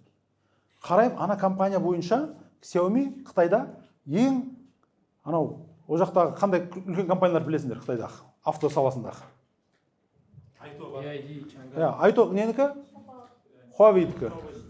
Одан кейін BYD бар. Үлкен корпорациялар олармен. Xiaomi ол ең әлсіздердің бірі былай айтқан кезде. Бірақ Xiaomi-дің ең маркетинг жағынан Xiaomi-ге жете алмайды көбісі. Олар не дейді? Бізде аналар сияқты ақша жоқ, бізде аналар сияқты ресурс жоқ, бізде бірақ ең мықты маркетинг команда бізде дейді. Қытайда бәрі біледі, Xiaomi-мен ешкім маркетингке жарысамайды. Оның бұрынғы видеоларын көрсеңіздер, основателі бар, көшеге шығып, ол бұрын телефон шығарған басында. Кішкентай телефондар шығарады, көшеге шығып, мына қандай телефон, өзі иесі шығып, барып адамдарға жаңағы микроивент дейді ғой, сондалар жасап, көріңізші, басып көріңізші деп, аналар керек емес, кет деп қуадананшы. Қазір уже қандай миллиард компанияның иесі, бірақ басынан бастап өзі, анау бірақ андай харизмасы бар, бір уверенный жігіт деп айтамайсың. Алшақ адам, бірақ анау түсінді да, что оған қазір ақша табу үшін, затын сату үшін өзіне көріну керек болды. Кәсіпкердің өзіне көріну керек болды. Тура сондай жағдай, мысалы, бәріңіз білетін Dodo компаниясы, Dodoның білесіздер ме, ең бастап кезеңде Россияде Сыктывкар деген қаладан шыққан. Білмеймін, қалай, что Қазақстанда бір ауылды бір жердегі қаланың, Сыктывкар деген қаладан, кішкентайға қаладан басталған. Сөйтіп ол айтады, менде ақша жоқ қазір маркетингке дейді. Бірақ мен не істеймін дейді, блог жүргіземін дейді. Сөйтіп алады да өзінің блогын ашады. Блогта күнделікті бизнесіндегі болып жатқан қиындықтар, қалай атауын қойып жатыр, қалай логотипін қойып жатыр. Сөйтіп ана жігіт Dodo деген компанияның соң арқасында көтеріп алады. Енді қараңыздар, основательдің осылай халық алдына шығып, көрініп жүруінен қаншалықты пайда бар, қаншалықты минус бар? Пайда бар. И сол жерде мына нәрсені түсіндік та, ол қандай форматын айтады? Менде қазір не жоқ, маркетингке ақшам жоқ, бірақ мен қолымнан келетіні қазір блогымды жүргізу дейді. Сөйтеді да блогына күн сайын жазады, суреттермен көрсетеді, қалай жасап жатқанын, қалай ремонт жасап жатқанын, қалай сатып жатқанын. Соң арқасында барған сайын уже не істейді? Клиенттер келе бастайды. Давай мен саған қолдау көрсек, молодец, бауырым, сені көріп жүрміз деген сияқты. Бауырым демейді шығар, ана жер, братишка дей ма. Сөйтеді да ары қарай уже қасына мықты команда жинала бастайды. Вот біз мына нәрсені түсіндік та, егер кәсіпкердің иесі жеке бренд жүргізетін болса, оған мықты команда 62% доверие күшейеді екен мамандардың арасында. Даже клиент болмаса да сізге мықты команда жинаймын дейтін болсаңдар, әлеуметтік желілерін жүргізіңдер кәсіпкерлер. Чтобы көрсетіңдер, бизнестерінде не болып жатыр, қандай қиындық болып жатыр. И сержантмен бірге біз соны полный көрсеттік, айттық, сержант, давай. Дөңгелектің қалай ұрланғанын, қалай тапқанымызды, қалай не істеген бәрін 4 видеодан тұратын сериал жасаймыз. Ана 4 видеоның ақваты вообще 5 миллионның шамасында болып бағанағыдай. Зато Қазақстанда бәрі уже қанша ақват көрді. И жаңағы айтайын дегенім, Қытайда да қазір уже бұрынғыдай мен мықтымын деп сатпайды уже. Қазір Қытайдың машиналары қалай сатады, білесіздер ме? Во, эксперименттер жасайды. Сосын тағы? Краш тест жасайды. Және одан кейінгісі. Xiaomi-дің бір күшті жағы болады. Машина қай жерде соғылады, сол жерден барып контент түсіре бастайды. Қай жерде Xiaomi соқсат, жүгіреді ана командасы. Барып эксперимент зерттеу жүргізеді, қарайды, минусын айтады, плюсын айтады. Зато минусына қараған плюсы көп болады, и адамдар вау дейді. Кейде біз болады, өзіміздің компаниядағы минусымызды ұяламыз да, любой минусты плюске айналдыруға болады. Ол кәсіпкердің маркетинг қабілетіне байланысты. Сондықтан айтады да, ең мықты маркетолог ол сол бизнестің иесі дейді. пока бизнестің иесі маркетингті түсінбегенше, бизнестің былай айтқан кезде қалай жасалынатынын, қалай неден кейін не болатынын түсінбегенше, командасын ол тарта алмайды, түсінесіздер ме? Сол үшін сіздер бірінші кәсіпкер маркетингтен мықты болу керексіздер. Сіздер түсіну керексіздер. Не? Дарайды, өзің жасамай-ақ қой, өзің ана таргет жібермей-ақ қой, өзің сайт жасамай-ақ қой. Бірақ сен неден кейін не болу керек екен, командаңа бағыт бағдар беріп, сенің видениең болу керек. Вот сол үшін мынандай минустарыңды, дөңгелектің ұрланғанын, былай құлап атқандарыңды көрсетіп тұру керек екен, оказывается. Уже Қытайда өте жоғары конкуренция, біздегі сияқты емес қой. Қазір пока біз әлі мақтанумен қол тимей жатыр. Мен керемет, мен күштімін, ойбай, мен қазір бәрін айтсай беремін, мен мынандаймын. Біздің өнім мынандай, страшно. Ол емес, керісінше от көрсету керек. Сондықтан именно Xiaomi не істейді? Алады да, сразу әлі өнім шығып жатқан кезінде блогерлар шақырады да, соларды тест-драйв жасатады, аналардың эмоциясын түсіреді. Сөйтеді да басынан бастап өзінің фан-зонасын жинайды. Фан-зонасы деп отқанымыз, өнімді ең бірінші болып көретін, сонда өздерінің комьюнитисі деп айтады. Вот осы нәрселер бар, вроде қымбат нәрселер емес. Осындай вирустық маркетингтер, маркетинг дегендер бар. Соларды қолданады да, соның арқасында Қытайдың өзінде үлкен нәтижеге жетіп отыр да. Одан кейінгісі тренд хакинг деген бар. Тренд хакинг деп отқанымыз, қазір уже біраз кісілер жасап жүр Қазақстанда, яғни болатқан трендтерді ұстап алып, соның аясында контент жасау. Мысалы, Қайратпен қазір реал ойнайын деп жатыр. Вот соны пайдаланатқандар бар, байқайсыздар ма? Жай маркетингін қоса бастап, о, Қайрат алға деп бастайды, анау деп бастайды. Өйткені ол тренд болып тұр қазір. Футбол Қазақстанда қазір реал келетін кезде 30-на қарай бум болады. Бүкіл Қазақстан қазір реалдың қайдан келіп жатқанын, қалай түскенін, не істеген бәрі болады. Вот қаншалық сендер дайынсыңдар соған? Сен қазір сол тренд хакингтің, сол реалдың, футболдың темасын қалай ұстап кетуге дайынсыңдар. Мысалы кеше бізде Максим клубында деген жігіт бар, Қазылған деген жігіт бар. Ол қазір шапанды сатып алған жігіт. Шапанын көтеріп алып, сол темада жүгіріп. Ертең немен Реалмен Қайрат ойнаған кезде адамдар Реалдың формасын киіп келмей, қазақстанский не киіп келсін деген сияқты темамен қазір соған кіріп жатыр, бүкіліне салдырып жатыр, не істеп жатыр. Өйткені біліп тұр, қазір ана жерде не деген үлкен охват болады, не деген үлкен контент болады, соның арқасында ол ұстап қалғысы келіп жатыр. Сал сіз не істеп жатсыз енді, хорошо. Осы тренд хакинг деп отқан маркетингтегі, яғни осындай темаларды ұстап қалып, соған байланысты бір видео түсіріп жіберу. Олар қандай мысалы? Өткендерде, мысалы білесіздер, корейский сериал орысшасы қалай еді? Squid Game'ның? Игра в кальмара. Игра в кальмараны анау печеньесі хит болып кетті. Әртүрлі жаңағы нелер өзінің печеньесін шығарды. Одан кейін Оскар болатын кезде, мысалы, Европада жыл сайын сондай болады мысалы. Оскар болатын кезде әртүрлі тақырыптарды, любой тренд болатын нәрсені тез командалап отырады да, видео жасап жүреді, өзінің темасына. Клиенттің ойында охват өте жоғары болады. Ана темаға қатысты шығарып жатқан видеоларда есте қалады. Сол үшін не істеу керек бізде? Тренд хакер болуымыз керек. Трендтерді үнемі бақылап отырып, маркетолог деп отқанымыз осы. Сіз егер кәсіпкер болып, маркетологыңыз ондай жасамай жатса, не істеу керек? Тапсырма беру керек. Трендтерді үнемі қарап отырыңдар. Не болып жатыр? Қазақстанда қандай ең көп охват қайсысы болып жатыр? Қай тема кетіп жатыр? Маркетолог оны білу керек. Одан кейінгісі тағы мем-маркетинг деген бар. Қалай ақпарат нормальный ма? Не істеп жатыр? Шаршамадыңдар ма? Ханым, сізге нормальный ма? Телефон шұқылап кетті, қысылтма кетті ма? Бәрі нормальный отыр ма? Мем-маркетинг деген бар. Мем-маркетинг деп отқанымыз, яғни мемдерді пайдалану арқылы.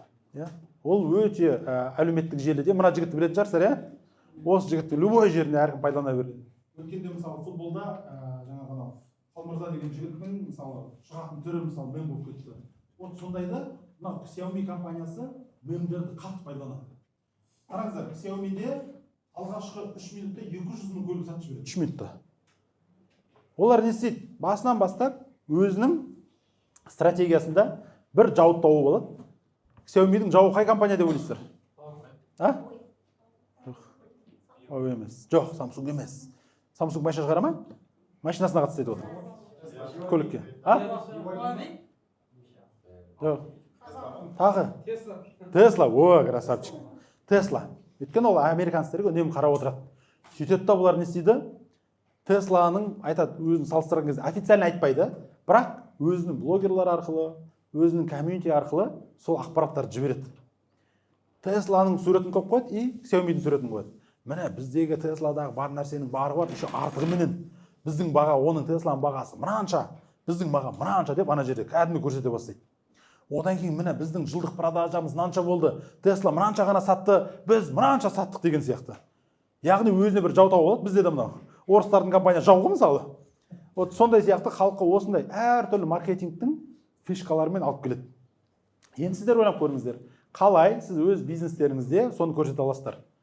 Мысалы мен үнемі стримда тікелей эфирде сатқан кезде айтамын да, сіздер міндетті түрде видео жүргізіп жатқан кезінде қастарыңа сапасыз өнімді қою керексіңдер. Егер сен өнім сапалы болатын болса, ең бірінші сапасыз өнімді көрсетеді. Қытайлардың сол маркетингінде сондай нәрсе бар. Сапасыз өнімді көрсетеді, ананың сындырып жатқанын, ананың жаңағыдай көрсетеді, міне қара, міне сынып кетеді мынау дейді. Міне біздікін қара сынбайды дейді. Вот өзінен сапасыз өнімдер, әлсіз өнімдерді көрсетудің арқасында адамдарға не пайда болады? Сенім пайда бола бастайды. Тура сол сияқты сіздің де именно бизнесіңізде қалай осындай фишкаларды пайдалануға болады өздеріңізде. Давайте, қандай идея келіп жатыр? Миларымды ашпай ақ қойын. Бір-екі кері байланыс алайық, а то қазір іштерім пысады. Ақпарат көп болып жатыр ма? Идея келіп жатыр ма? Давай, қандай идея келіп жатыр? Бүйтсем болады екен деген сияқты. Тығып отыра идеямыз адам? Жақсы, тағы.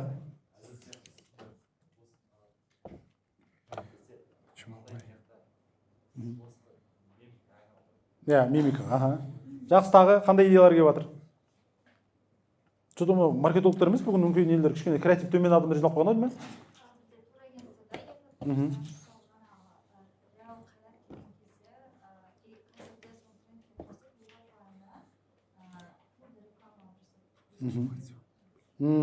Мысалы, кім кеше Эйр Астана күшті пайдаланып кетті. Көрдіңіздер ма? Эйр Астана бір самолет берді, Қайратқа именно поддержка деп несі бойынша. Одан алдын кім пайдаланды? Смағұл. Не берді Смағұл? Машина берді, анаған iPad MacBook берді ойыншыға. Давайте бітейік қазір, кішкене, чтобы сіздерге де қызықты болу үшін бір кәсіпкерді шығарайық та разборсақ, не бизнес бар екен. Кім? Давай, шығамыз. Бірінші қол көтерген. Давайте доғол шапалақпен қарсы алайық.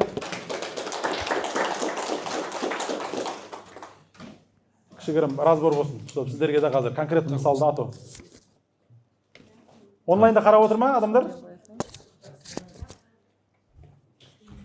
Сұрақтардан жауап беріп отырыңдар. Қалайсыз? Қаңызлай кеңіз. Нұрлыбек едіңіз десіңіз, Нұрдәулет, Нұреке деп. Бұл жігітпен өмірде бірінші рет көрісіп тұрмыз. Алдымен стримда жүрген кезде, сол стримда жаңағыдай, TikTokта жүрген кезде, сол кезде екеуміз бір рет неге шыққанбыз. Прямой эфирға шығып, сол кезде Қытай жайлы айтып берді, Қытайдан тауармен айта беріңіз, немен айналысасыз, қай сала? Екінші микрофон бере аламыз ба? Жеке? Оп, бісміллә. Осында. Нұрдәулет мырзаға. Баршаңызға ассалаумағалейкум. Есімім Нұрдәулет. Қазіргі айналысатын салам автозапчастьқа на заказ Қытайдан прямой тасимыз. Оның алдында БАДымен айналысқанбыз, бады. Қазір сол осы жерден офлайн точка аштық. Айналысатын сала сол автозапчасть с Китая. Және де на заказ любой нәрсені алып келеміз Қытайдан. В основном автозапчастьпен. Автозапчасть. Күшті сала, әдемі сала. Бар ма автозапчастьпен айналысатындар мендерде? Жоқ па? Еркін отырып айта берсеңіз болады. Конкуренттер жоқ. Қанша болды айналысып жатқаныңызға? 1 жылдан асып жатыр қазір. 1 жылдан асып жатыр. Оборот бәрін айта аламыз, айта алмаймыз қазір? Мен негізі жаңағы БАДымен айналыстым деп айттым ғой. Қазақстанға келдім, Қазақстанға келгеніме қазір 5 ай болды. 3 ай қайтадан БАДыды қолға алам дедім да. Оказывается, спад болып жатыр екен. БАДтың өзінің жалпы бір любой салада, нарықтың өзі көтеріліп келе жатып, өзі құлайды. БАДы сондай болып жатыр екен. Сонымен ұзақ уақыт 3 ай бойы соған күш-жігерді салып. БАД бар ма БАД? БАДымен айналысып жүргендер. БАДы бар екен. Құлап жатыр ма БАДы негізі? Мойындамаймыз де. Мынау TikTokта, например, таргетировать ете алмайсың дұрыстап. Сондай өздерінің қиындықтары бар қазіргі уақытта. Біз TikTokпен жіберетінбіз таргетті. Сөйтіп 3 ай бойы айналыстым. Одан кейін жаңа сала, искусственный интеллектті зерттеп көрдім. Сол автоматизировать етіп, например, бағаны түсіріп, конкуренттерден тиімді бағаны беріп, өзін автоматизировать етемін деп ойлап 3 ай салдым. Бірақ қазіргі түсінгенім, ол сала мен үшін қандай қиындырақ болды да, сонымен қайтадан автозапчастьқа келгеніме 1 айдан асты. Айлық оборот бізде бір чектің өзі 1 миллион, например. Себебі авария болады, ол страховка күтеді. Соға дейінгі біздің жасайтын амалдарымыз ол адам сеніміне кіру. Бүкіл жағымен мен айына где-то бір 4-5 миллион оборот, тазасы, например, 25%, 30% қалады содан. Өзіңізге. 1,5 миллион сондай ғой примерно. А неге сіз автозапчасть тастағыңыз келді? Автозапчасьті тастағым келген себеп, тастағым келген жоқ, оны параллельно алып жүргім келді да. Себебі БАДы-да күнделікті 100 мың теңгеден жоғары пайда қалады. Күнделікті сатасың ғой, например, холодный звонокпен сата бересің. Ал бұл автозапчастьте страховканың уақыты бар да, 2 ай, 1,5 ай әртүрлі түседі.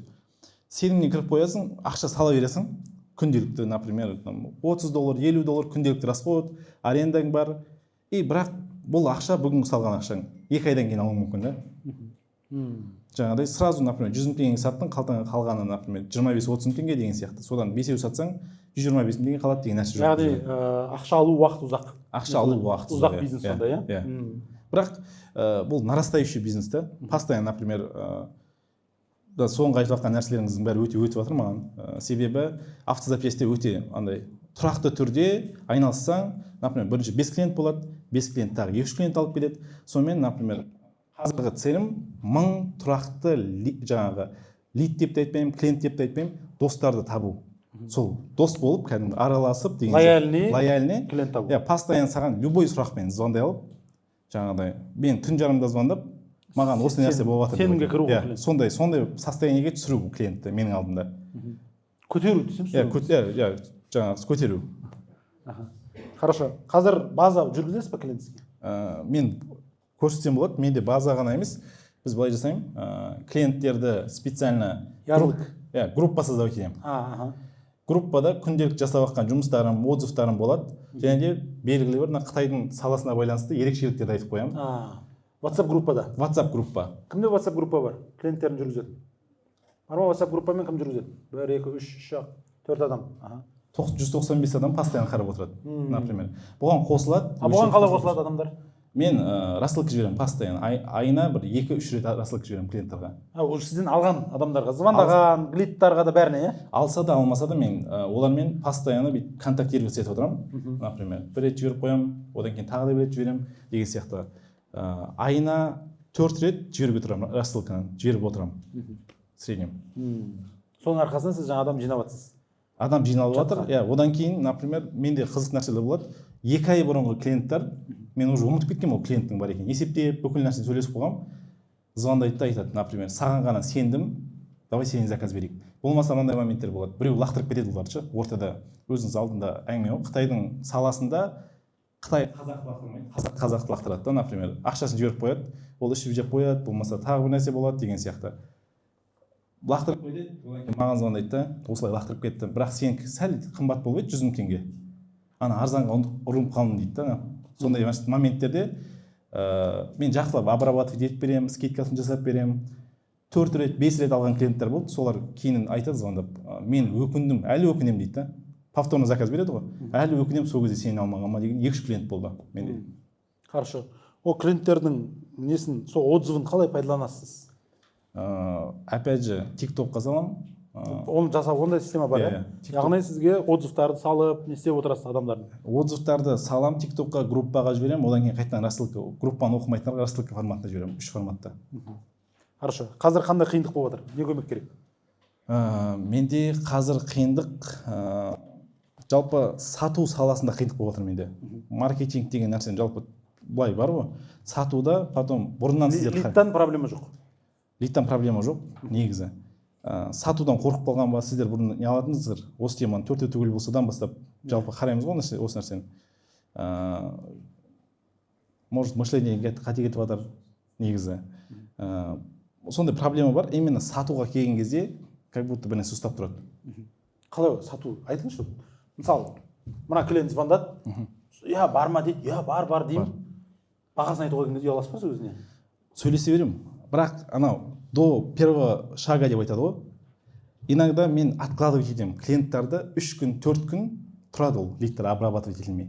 Звондайсың, мен кеше біреудің заказ беріп қойдым деген моменттер болады. Бірақ сен осознавать етесің, психологический проблема бар екен ше. Хорошо. Қанша тауып отырсыз қазір? 1,5 миллион ғой. 1,5 миллион тауып отырсың. И психологический проблема болып тұр, иә? Клиентке звондамайсың. Сондай болып тұрған сияқты. Себебі сатуда лид келіп жатыр, жүргізіп жатырмын, звондаймын. 1,5 миллион теңге ғой әлі. Мен одан да көпке көтерілгем ғой. И содан кейін наоборот ямаға кіріп жатырмын ғой қазір. Сондай бір білмеймін мен қандай екенін. Хорошо, психолог айтасың оны. Қара. Мына жерде сенде қазір клиенттер не істеп жатыр? Команда бар ма? Команда жоқ.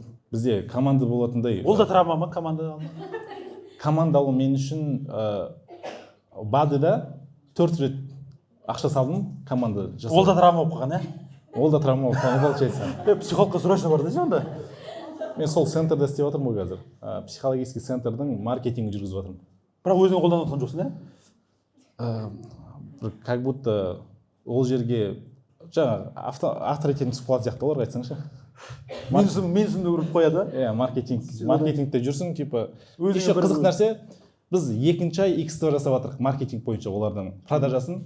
Олар -2,5 миллионда жүрген ай сайын. Келесі ай алдыңғы ай 0-ға шықтық, қазіргі ай тағы X2-ға кетіп жатыр. Маркетологсыз бұл жерде кімсіз? Иә, маркетолог. Хорошо. Маркетолог и продажа жоқ. Ақша тауып жатсың сен неден? Автозапчастьтен. Автозапчастьтен. Аналардан не істеп жүрсің енді ол жақта? Попросить олар. Давай келіп көрші деді. Себебі продажаны да білесің, маркетингті жүргізіп жатсың деді. Білесің да ол нәрсені деп жатыр ғой енді. Бара бересің сол кезде, мен саған қазір айтсам да, Нұреке, сен білесің ғой, давай маған да кірсей. Отказ бере алмай тұрмын ғой. Ол да травмадан деп қойсай. Қараңыздар, не проблема болып тұр, яғни Нұрекең вроде бизнесі бар, бірақ бизнесінен вообще доверие жоқ бизнесіне. Сенім жоқ. Егер бизнесіне сенсе, сіз не істейтін едіңіз? Басатын ма? Басатын едіңіз. Значит, бизнестегі сенім жоқ біріншіден. Екіншіден, сіз басқа компания не қылып жүрсіз өзіңіз кәсіпкер бола тұра. Или бірінші определейсіз, кәсіпкерсің ба, кәсіпкер емессің ба? Ол бірінші сұрақ. Екінші сұрақ, сіз қазір тура сол біреудің компаниясына көтеріп беріп жатқан маркетингті неге өз компания қолданбайсың? Ол жерде не әсер етіп жатыр? Тек қана сіздің неміңіз емес қой, маркетингіңіз емес қой жерде, значит, әсер етіп жатқан. Жарайды, мүмкін сату бөлімі бар шығар ол жерде. Сату бөлімі ол жерде вообще дұрыс жұмыс жасамаған ғой. Жоқ, қазір бар. Қазір бар. Сол да несі әсер етіп жатыр. Иә. Хорошо. Вот осы жерде қараңыздаршы, біз ең бірінші кәсіпкердің несі жіберетін қателігіміз, біз өзіміздің бизнесімізді төмен түсіреміз да, басқа біреудің көтере береміз да. Ойлаймыз қазір ана жақтан көтеріліп, ол жерден алып жатқан ақшаң, бірақ сенде мына жерде мүмкіндік бар. Бұрын мен андай маркетинг агенттігін ашқым келетін. Сөйтіп бір күн жаңа бір кісі айтты да, сөйлесіп жүрмін жаңағыдай. Маркетинг агенттігін ашқым келеді деп бір кәсіпкерге ақылдасып жатырмын да. Сөйтсем айтады, Мейірбек, сен біреудің бизнесін көтеріп бергеннен гөрі өз бизнесін көтермейсің ба? Егер маркетинг қатты білетін болсаң дейді да.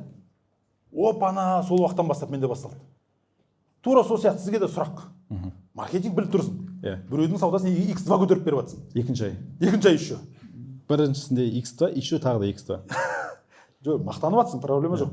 Бірақ вопрос, неге сен қазір или бизнесіңді таста, барда соны компаниялар көтер онда. Ол да нормально. Сөйтіп миыңды ашып бастан, бұл жақтан табыс тапта, осы жерге дойлап отырып ал или. Неге онда? Не мына жақта емессің, не ана жақта емессің. Екі ортада жүрсіз да, сонымен деген не нәтиже қатты болмайды. Адам ешқашан, ол мен айтып отырмын, даже элементарный, енді бизнесін бастап істеп жүрген адамдарға сіздерге айтатын едім, даже екінші бизнес ашпаңдар әлі. Бағана қайда бір қарындас жүрдім жер, екінші бизнес ашам деп жүрген. Қарындас қайдасыз, барсыз ба? Екінші бизнес ашсам бола ма деп жүрген. Егер сен қазіргі бизнесің жүйеленген, уже табыс әкеліп жатыр, уже сенде ресурсың бар қалтаңда артық. И соны алып мен инвестировать етемін басқа салаға, көрем тексеріп етіп, болса жүрді, болмаса ақша күйді. И күйсе де маған проблема жоқ дейтін болсаң, ең жаманынан да ғой. Сен мына сала саған ақша әкеліп беріп жатыр, и оның ақшасын аласың да, әлі байғұс енді көтеріліп келіп жатыр, жолға тұрып, ақшасын аласың да, бөлден білмейтін тағы сала қоя бересің. Ессіздің өткен біреудікі күшті болып жатыр екен деген. Сөйт не басталады? Екі мынау әкеп тұрған аттың, шауып тұрған аттың жемін сен басқа есектерге бересің. Ат шабудың орнына сен әлі білмейтін ертең болмайтын нәрсеге бересің, сонымен не болады? Саботаж ба? Банкрот болады саботаж. Бекерге нормально әкеп тұрған бизнес өлтіріп аласың. Сондықтан бұл жердегі нәрсе, шынымды айтайын саған, психология жарайды, мен де өзімді талай адам не істедім ғой. Вопрос конкретно фактически қарайтын болсаң, сен бизнесмен емессің, или жаңағыдай маман емессің ортадағы. Біреуін таңдау керек.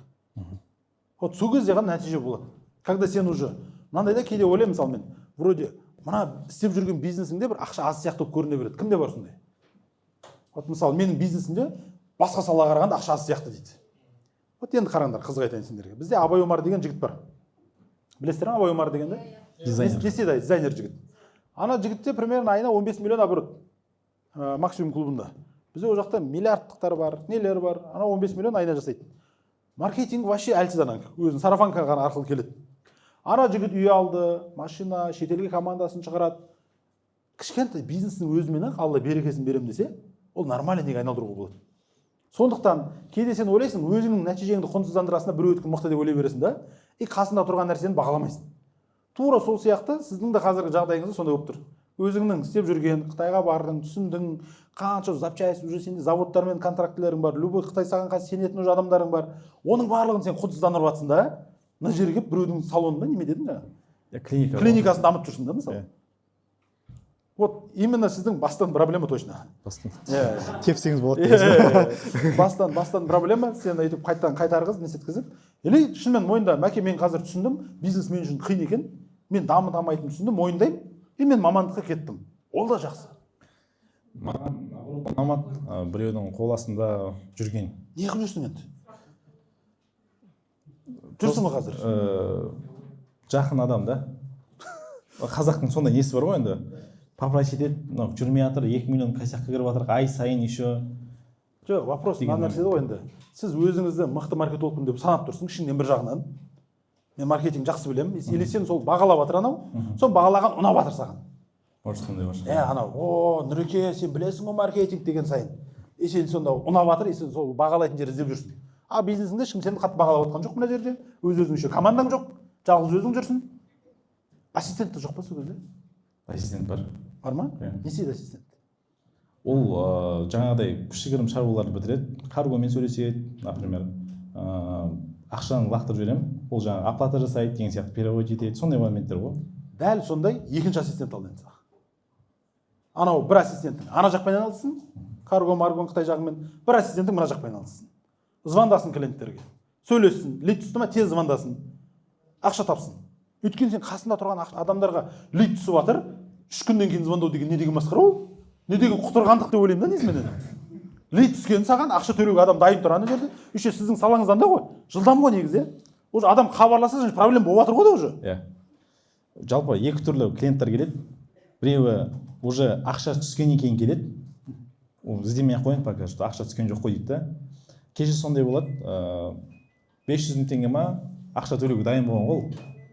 Маған айтады да, короче, кеше емес алдың күні жаздым ғой, ар күн жауап бере салмадың деген сияқты прикол істеп жатыр да. Бірақ ақшасын төлеп қойған ол басқа біреуге. Қандай сезім болды сонымен сізде?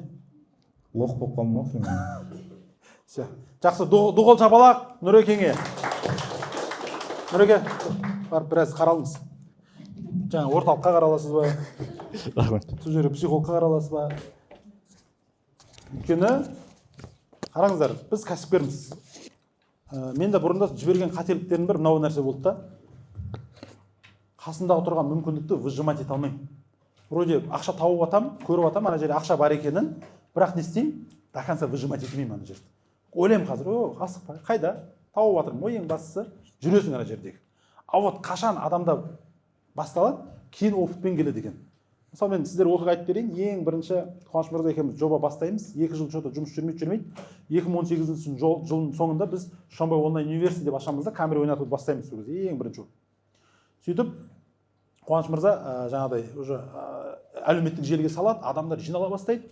Камеридің бағасы сол кезде жаңадан шыққан 70 сол кезде, Камеридің бағасы сол кезде бір 9 миллион ба 10 миллион сондай тұратын, даже одан арзан болады.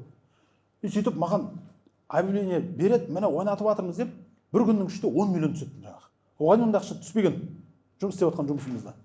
Именно тренинг саласында. Мен қорқып кетемін анадан. Қуаныш мырза деймін оны. Тоқтатамыз ба, 10 миллион жиналып қалды ғой деп ше. Машинаға жетіп тұр ғой деп ше. Қуасың ба, бас газды дейді ана жерде. Мүмкіндік болып тұр қазір деген, газды басу керек қой. Ертең ол бола ма, болмай ма? Давай адам көп жина дейді несімен бір. Сол уақыттан бастап сол кезде менде шыққада қалды ең бірінші сигнал. Сен мысалы үлкен ақша көрмеген адам, тауып көрмеген адам ақша түсе бастаған кезде или тоқтап қалады сол жерде қорыққаннан, или задний біреу артқа қарай кете бастайды несі бойынша. Сіздерде де мысалы көптеріңізде вроде қазір бизнестеріңде егер шұқылап қарасаң қазір и так ақша өте жақсы болуы мүмкін. Просто өздерінің бастарындағы жаңағы кашаға байланысты Нұрекең сияқты. Нұрекең енді рахмет, Алла разы болсын. Өйтіп айтып мойындаудың өзі негізі ол ерлік. Көптерінде проблема болып жатыр, бірақ айтпай отырсыңдар ғой негізі. Нұрекең айтып жатыр, соның арқасында басқалар сабақ алып жатыр енді негізі. Таяқты байқұс өзі жеп кетті. Сол үшін тура сол сияқты сіздердің бастарыңыздағы да көп нәрсе бар да. Хорошо, даже мен маркетинг қойып бергеннің өзінде де сенің басыңдағы жаңағыдай кашаларың үшін саған айтады мысалы, міне мүмкіндіктер мына жерде. Ақша салу керек, өйткені нормально ақтап тұр. Сен $1 салып жатсың маркетингке, міне $5 тауып жатсың. Міне $100 салдың, міне сен $200 тауып жатсың. Күшті болып тұр ғой сенде. Бастай деп айтсаң, анау деп тұрады мысалы. Не жасамайды, не істемейді, сөйтеді да ол не істейді, бекерге тауып жатқан ақшасын соған риза болады. И сол кезде түсінесің, что кәсіпкердің кейде деңгейінің өзі әлі өспегенше, оған даже үлкен бизнестің бұйырмай жатқан ол бизнестен үшін емес, саласы үшін емес, жаңа запчасть үшін емес. Запчастьтан миллиардтар тауып жатқан бар. Запчастьта банкрот болып жатқандар да бар. Вопрос запчасть емес. Ол сала ақша келіп тұрған сала ол. Сұраныс та жетеді, не де жетеді. Тек қана оның осы кісінің басындағы объемның кішкентайлығында ғана. Ол көрмей тұр мүмкіндікті. Барып келісе алмайды, ұялады, немесе біреуден не істеп жүр, немесе ақша жеткілікті оған. Или бір какой-то бірдеңе. И оны алып, мен психология деп жауап бергенде болмайды негізі. Сол үшін Нұрекеңе рахмет. Сіздің арқаңызда осыны сабақ алдық. Қандай инсайт түсіп жатсыздар? Қараңыздар, елімізде әрбір 10 кәсіптің 6-ы тұрақты табыссыз, ай сайын тек шығындар жауып жүр. Өте көп қазіргі таңдағы, мен кәсіпкерлермен сөйлесем, көп жаңа консультация келеді. Кәсіпкерлердің 80% бизнестегі барлық процестерін өздеріне байлап алған. Яғни өзім, ең главный бухгалтер өздерің, ең главный маркетолог өздерің, ең главный жаңағыдай SMM-ші өздерің, и ең главный техничка да өздерің да. Даже қалай тазалау керектігін айтасыңдар ғой сендер. Ана жер түсіртсе, мына жер бүйтіп түсіртсе деген сияқты. Ол сен жұмысың емес қой уже. Одан кейінгісі 10 кәсіптің 7-еуі қаржылық жоспарсыз жұмыс жасайды. Кассовый разрыв. Вроде оборот болып жатыр, бірақ үнемі қарасаң ақша жетпейді обороттағы. Ондай бар ғой кәсіпкерлер? Бар ма? Мойындап отыр енді бауырымыз, молодец. Енді менің осындай миссиям қазіргі таңдағы сол кәсіпкерлерге өзімнің 13 жылдық тәжірибемді, яғни осы уақытқа дейінгі ұстаздардан алған, менторлардан алған білімдерді осылай бір-бірімізге көмектесу. Себебі, мысалы мынандайда 100 кәсіпкер келе ма, соның ішінде хотя бы 3-4-еуі өте жақсы кәсіпкерлер шығады негізі. Потенциальный. Тек қана оған не жетіспейді? Оған просто бағыт жетіспейді. Міне, айналайын, мына жерден 10-ға бұрдап газды басшы мына жерден. Мына жерден наоборот, сен қазір тура прямой неге кіріп бара жатсың? Жаңағы ямаға. Тоқта мына жерде, бармай бұл жақарай. Мына жақарай бұр деп кішкене бағыттап жерсең, кейбір жеріне просто ресурс қойып жіберсең, все ана адам анау жарады. И осындайлар кәсіпкерлерді көрген сайын сен түсінесің, что Қазақстанда әлі кәсіпкерлік білім, кәсіпкерлік сауаттылық. Елнұр, сен бай? Тыныштық қой, не болды бәріңе? Қорқып қалдық қой, травма болатын болды үшін. Нұрекең сияқты. Вот осындай нәрселерді көрген сайын сен түсінесің да, біздің елге әлі кәсіпкерлік білім жетіспейді. Өзім мысалы мен басынан бастап ең алғаш бокс клуб ашқан кездегі проблемалар әлі сол проблема жүр ғой. Бизнес не үшін бастай алмайды? Ниша жоқ дей береді ше. Ниша жоқ емес, просто оның басында әлі түсінік жоқ анада. Конкретно неден кейін нені бастау керек, қалай жұмыс жасау керек деген сияқты. Одан кейінгісі, мысалы, бизнесті не үшін дамыта алмайды? Мысалы, мынандай ғой, сіз қазір кәсіпкерсіңдер, барлықтарың кәсіпкер деген атақ бар. Бағана қол көтеріңдер, бәрің вроде кәсіпкерсіңдер, Енді бизнесті бастап алдыңдар да, ары қарай сол бизнес дамыту бойынша білім алмайсыңдар. Дұрыс қой? Өйткені ол бизнесті басқару керек қой, менеджмент деген нәрсе бар ғой. Оны кезіндегі байғұс менеджмент саласының аталары, анау Тейлор дегендер не істеді олар, не үшін жасады оны? Өйткені олар түсінді, не үшін японский Toyota кайдзенді енгізеді, не үшін үздіксіз даму болады. Өйткені олар түсінді. Не үшін мысалы қазақтың балалары қазір Бостонға, MIT-ға барып оқиды, Гарвардқа барып оқиды. Өйткені осыны алу үшін, білімді түсіну үшін. Мысалы бізде өте көп кісілер бар, сіздерге айтайын. Тендермен айналысады, мемлекеттік контрактілерде отырады, өте жақсы табады. Бірақ сол кісілер бизнес жасай алмайды. Өйткені олар бизнестің А әріпінен бастап өтпеген. А, Б, С, алфавит жаттамаған, білмейді. И олар ертең мысалы тендерден айырылып қалады. Мысалы, білмеймін, таныстарым көп шығар, менде өте көп өмірімде. Кезінде тендермен, границадан, логистикамен айналысып, күшті көтеріліп аяққа тұрып алғандар бар да. сөйтіп кейін ана жинаған ақшасы кейін анау несі кран жабылады ғой біраз уақыттан кейін оған, өйткені ондай салада басқа біреу келеді, команда ауысады, не ауысады. Ана ақшасын қайттан айырылып қалып жатқандар өте көп та. Себебі бизнестің осы кезең өтпеген. Барады да ондай кісілердің көбісі айтайын ба қандай саламен айналысады? Қалай ойлайсыздар? Жоқ, тағы. Ол екіншісі. Біріншісі бар тағы. Малға салады барып. Ауыл шаруашылығына барады да жаңағы үлкен жер алады, қазір болашағы бар дейді. Сөйтеді да, сөйтіп ата-бабамыз малмен айналысқан ғой, өлмейміз дейді. Сөйтіп малға кіріседі жаңағы. Көп мал болады, не істейді. Сөйтіп өз соның артынан жүреді жаңағы. Өте көп кісілерді білем, ағаларымыздың ақшасы жағдайы не істеген сайын бірінші мал шаруашылығымен айналыса бастайды. Екіншісі ресторан ашады. Енді ресторан саласы білесіздер, ол оңай сала емес. Сондықтан сіздердің егер қазіргі өтіп жатқан кезеңдерің өте күшті. Өздерің сендер қазір нөлден шығып жатсыңдар. Қазір нөлден үйреніп жатсыңдар. Вопрос енді соны тек қана жүйелеуді үйреніп алыңдаршы бизнесті. Неден кейін не болу керек екенін. Өткенде күшті сөз естіп қалдым да, егер кәсіпкер дейді, хотя бы бір 10 шақты адамды басқарып, айына бірнеше миллион теңге табыс тауып отырса, ол уже гений дейді да. Келісесіздер ме, келіспейсіздер ме? Оның өзі осы уақытқа дейін байғұс әйтеуір үйтіп, тыпырлап, жетті анау дейді. Значит, ода характерден проблема жоқ. Ода ізденуден проблема жоқ. Оған тек қана енді жолын көрсетсең, болды, ана адам алып кетеді ары қарай дейді. Егер сіздерді осы уақытқа дейін уже ақша тауып жүрген болсаңдар, егер осы уақытқа дейін әйтеуір бір табыс тауып команданы басқарып үйреніп қалған болсаңдар, все, бірінші этаптан өттіңдер, красавчиксіңдер. Ал енді ары қарай өсу үшін енді қосымша білім, бизнесті жүйелеу, маркетингті, оның бәрін түсінуіміз керек. Себебі қараңыздар, бірінші деңгей бар да, менеджмент. Сіздер менеджментпен айналысып жатсыңдар, қазір білесіңдер ме? Бәрің еще кәсіпкер емес, еще менеджерсіңдер. Менеджер деген кім ол? Сатушы? Менеджер по продажам деген жоқпын ғой мен. Менеджер деген кім негіз? Ағылшынша тілінде. Басқарушы. Яғни біз менеджерміз, SEO деп атайды оның несі бойынша. Ең бірінші деңгей, осы менеджменттің 3 деңгейі бар. Компанияның өсу несіндегі. Ең бірінші операциялық менеджмент. Бұл кезеңде не барады? Бұл жерде сен өзің күнделікті операционкада жүресің. Анамен айналысасың, көмектесесің, команда аласың, анаған жүгіресің, кіммен қанша закуп қалай болып жатқанын, кімге қанша төлеп жатқанымыз бәрін араласу керексің бұл кезеңде. Сол. Бірақ өмір бақи өзің істей бер деген сөз емес. Чтобы сен соның бәрін араласып, команданы әрқайсысын жүйелеп, осыны командаға бір адамға не істеу керек, біз тапсырып кетуіміз керек. Екінші кезеңге өтеміз одан кейін. Ол стратегиялық кезең. Стратегиялық менеджмент дейді. Бұл кезеңде сіз уже компанияның 3 жылдан 5 жыл, 10 жылға дейінгі стратегиясымен көбісімен айналысады. Ол уже филиал ашамыз ба, ашпаймыз ба? Қай жаққа қазір дамуымыз керек? Үлкен контрактілерді қалай не істейміз? Компания 5 жылдан кейін қайда барады? Ол жерде уже тапсырылғаннан кейін стратегический менеджмент. Ол жақта делегирование үлкен рөл ойнай бастайды. Одан кейін уже сол кезеңді бәрін тапсырып істегеннен кейін біз 3-ші кезең өтеді. Марғұлан Сейсенбайлардың кезең ол инвестиционный кезең. Инвестиционный менеджмент. Компанияларға ақша салып, жастарға долясын сатып алып, оған не істейсің сен? Солардың энергиясын пайдаланып өздері шапсын дейсің. Сен тек қана ақша салып отырып, акционер ретінде, инвестор ретінде жұмыс жасайсың. Вот міне. Енді қараңдар, мына кезеңде сен жұмыс жасау керексің, отыру керексің, өзің кірісу керексің, командамен айналысу керексің. Бірақ сен онымен айналыспайтын болсаң, тез бастық болып кетсең әлі. Қарамастан бізден де ғой, цифр, білмеймін, санай берші өзің көр. Тағы не бар ана жақтағы? Біреумен сөйлесу керек, не істеу керек? Маман бар, роппа не? Сат жанан, пожалуйста. Білмеймін мен саған төледім ғой саған. Сат енді.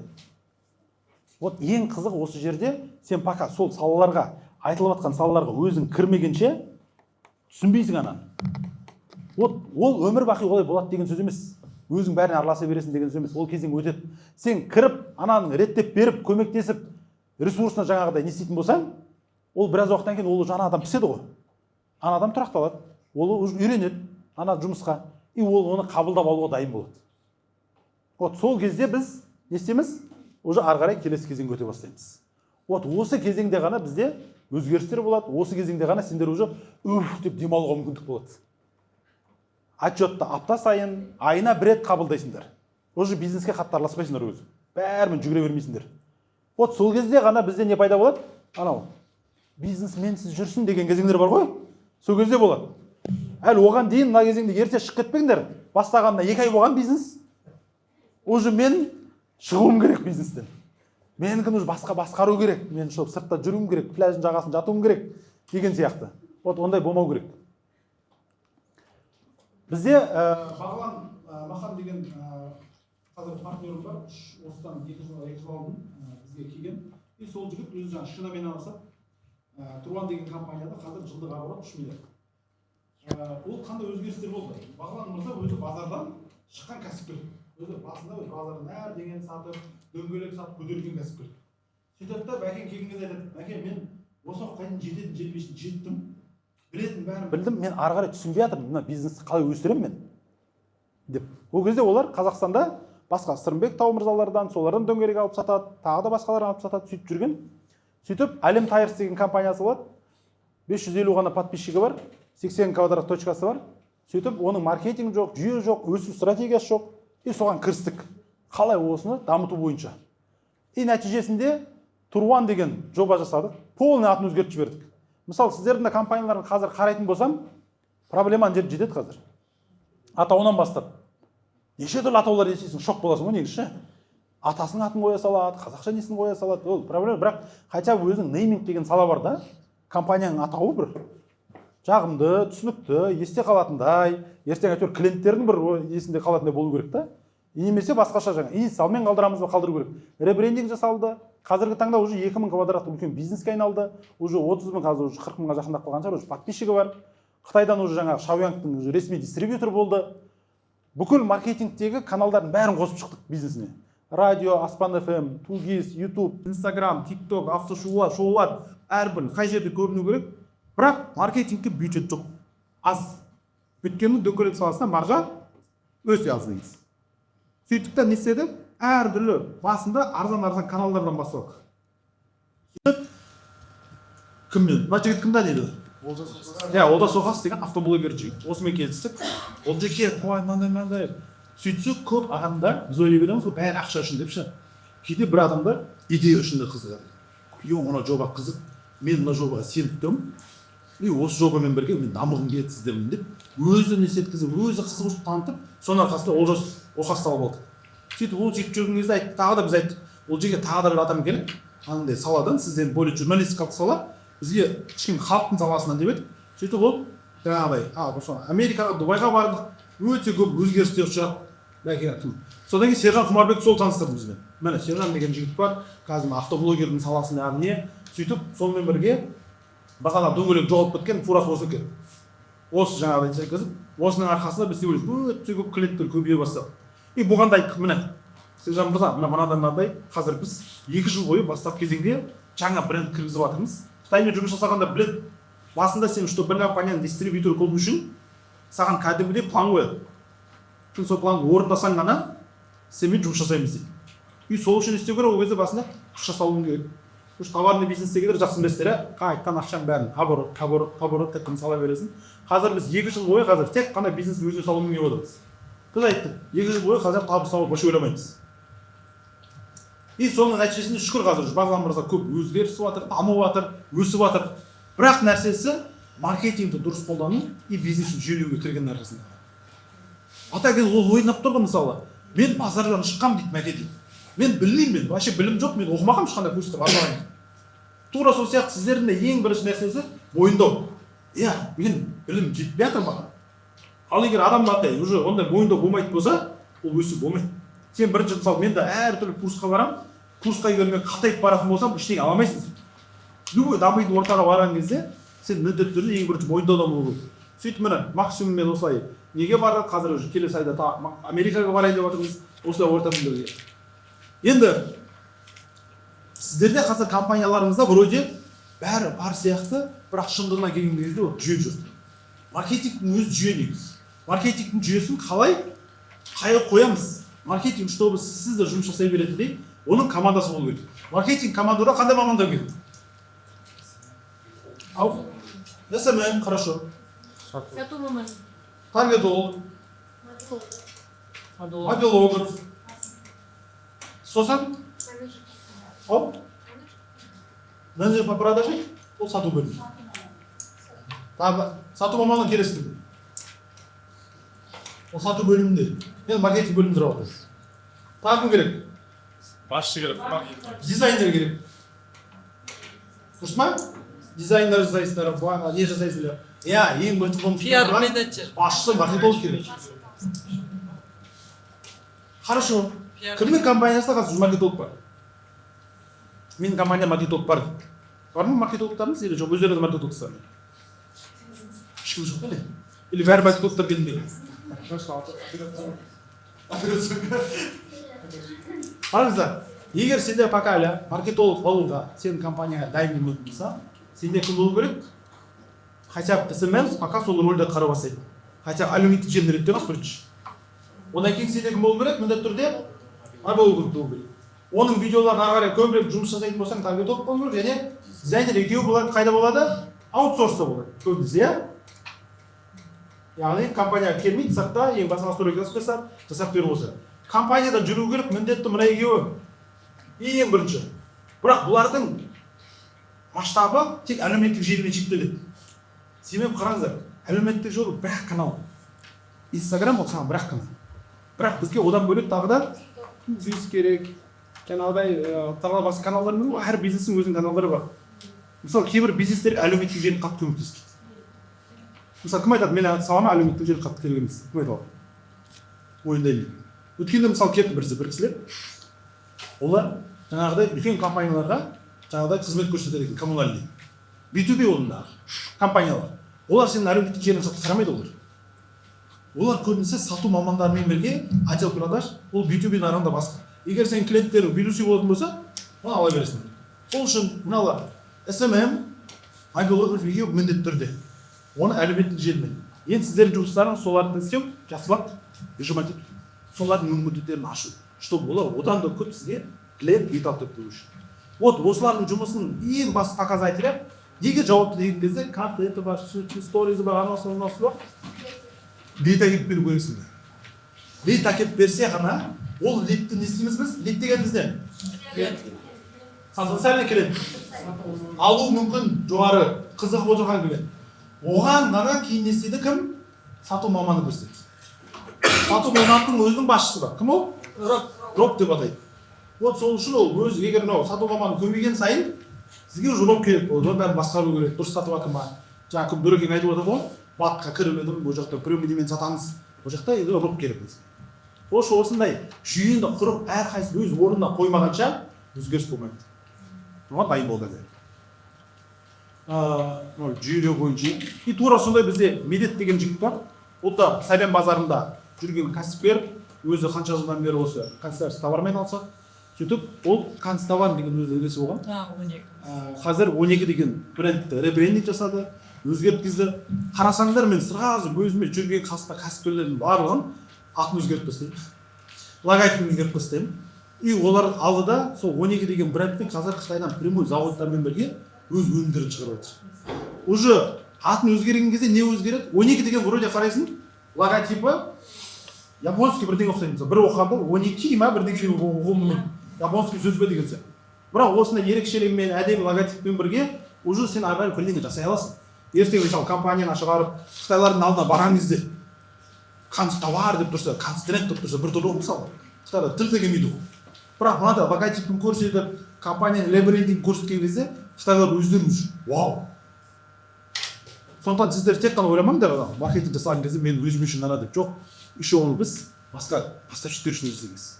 Неге он екі? А? Неге, почему он екі? Неге он екі? Қалай ойлайсың неге он екі? Қандай ой бар мысалы 12 деген кезде? 12 ай, 12 беттік дәптер бұрыннан бері отыр. Негізі канцтоварға 12 ең көп салынатын дәптерлер болады. 12 беттік. Жоқ, ол тапшырып берді. Канцтовар осындай болады, олар Канцтренд деген компаниясы. Мысалы бағам қарағанда разницасы бар ма 12? Сөйтіп мына уже ары қарай брендтерді жасады, сөмке, дәптер, ермексаз. Ермексаз деген не біледі? Пластилин. Пластилин, ермексаз. Мен білмеппін. қаланың бәрін емді өздері уже брендтермен шығарып, негізі оңай емес та. Осылай полностью упаковкасын жасап, сумкаларға дейін барлығы. Блогерлармен жұмыс жасай бастады, маркетингке полностью кірісті. Уже қытайлар қазіргідей бұларға уже магазиндеріне ақша салынып болғаннан кейін доверие көбейе бастады қытайларға. Өздері уже товарды қарызы беріп. Енді сіздер де ертең мысалы компаниялар істеп тұр, үлкен кәсіпкермен үлкен компаниямен жұмыс жасап алғым келеді. Логотиптен авария болса, нелерін дұрыс, упаковкаларын дұрыс емес болатын болса, сендерге доверие болмайды. Ол үшін осындай жақтармен жұмыс жасайсың, сразу өзгеріс. Біз мысалы клубта міндетті түрде офистарына қонаққа бармыз кәсіпкерлер. Қонаққа бармаса орыс шақырмаса, шақыру керек.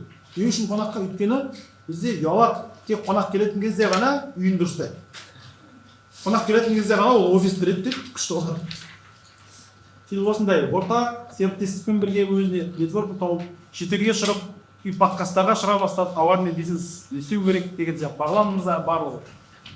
И осыған біз түсіндік та, что кәсіпкердің өзіне тәуелді болған сайын бизнес өспейді. Себебі сіздің миыңызды шектеліп қалған қалай бизнесіңіз. Сіздің қабылдап жатқан шешімдеріңіз ең үлкен кедергі осы болады. Мысалы Абдрахман деген жігіт келген кезде 6-7 миллион болады огородта. Шардараның кәсіпкері. Шардарада донер сатады. Сөйтіп ол жігіт не істеді? Қазір өткен жылы 400 миллионға жеткізді огород. Осы жыл одан уже рекорд қойын деп бар. 24-тегі бала UNC донер деген бар. Шымкент құрама штаттары деген несі бар. Шымкент удолье құрама штаттары деген. United States of донерді істейді Шымкентте неде.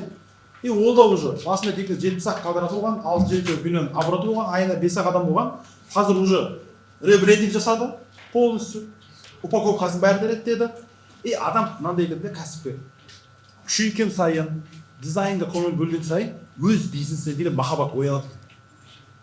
Кәсіпкер егер өз бизнесін жақсы көрсе, сеніп сүйе бастаса, бизнес тауған. Кері байланыс, кері уже мүмкіндік бере бастайды. Сондықтан егер сен өзіңнің бизнесіңе махаббатың жоқ болса, онда уже ойланып мүмкін ребренд жасау керек шығар. 2024 жылы 396 миллион, осы жыл уже почти 500-ге келіп жатыр уже. Ол да уже шетелде де көрді, Шардараның бағасы өсті. И одан кейін тағы бір жігіт бар бізде. Менде жұмыс маман болып жүрген бала, клубтың ішінде жүріп, кәсіпкер боламын деп шықса бола ма бүгін? Сөйтіп Бақытжан Мейрамбеков деген бала, Xrox деген компания негізін болушы.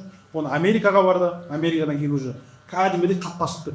Оказывается, кейбір кәсіпкерлерге шетелге шығу міндетті деген. Мысалы біз сондай ғой, ақша жетпей, андай, қазір сіздер мысалы неге шықпайсың десе, мүмкін түгім жоқ дейсіңдер сразу. Бақытжан сөйтті Америкаға виза тапсырады, виза беріп жібереді ана жерге. И ақша айтып, баратын кезде билет алу керек. Мәкең мен что-то мүмкіндік болмай тұр. Бәкен тапсырып болмайды ғой, мысалы визаң шығып тұр десе бойынша. Сөйтіп та бір апта әріп көрейікші, бір аптадан қайтып сауырасың, Мәкең болмады. Айтам Бақытжан маған бәрібір, қазір егер бармайтын болсаң, клубтан шығарып жіберейін. Ау, 2 күн ішінде таба алып қой. Айтты, қарызданасың ба, қарызданбайсың ба? Өйткені сенің қазір өсуің үшін алдар. Өйткені мен сені көрдім, маркетинг саласы бойынша мықты мамансың өсу үшін. Сөйтіп, Бақытжан Америкаға қинап апарды. Америкадан кейін келді ана жігіт, вообще қатты өсіп кетті ғана. Өйткені үлкен тренингке қатысты да түсінді, сатудың моделін түсінді Америкаға.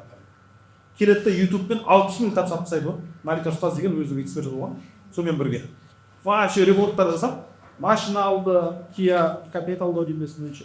Уже шетелде де шыға бастады, Японияға барды. И осы нәрселерді түсінгенде мен шетелге шығынды.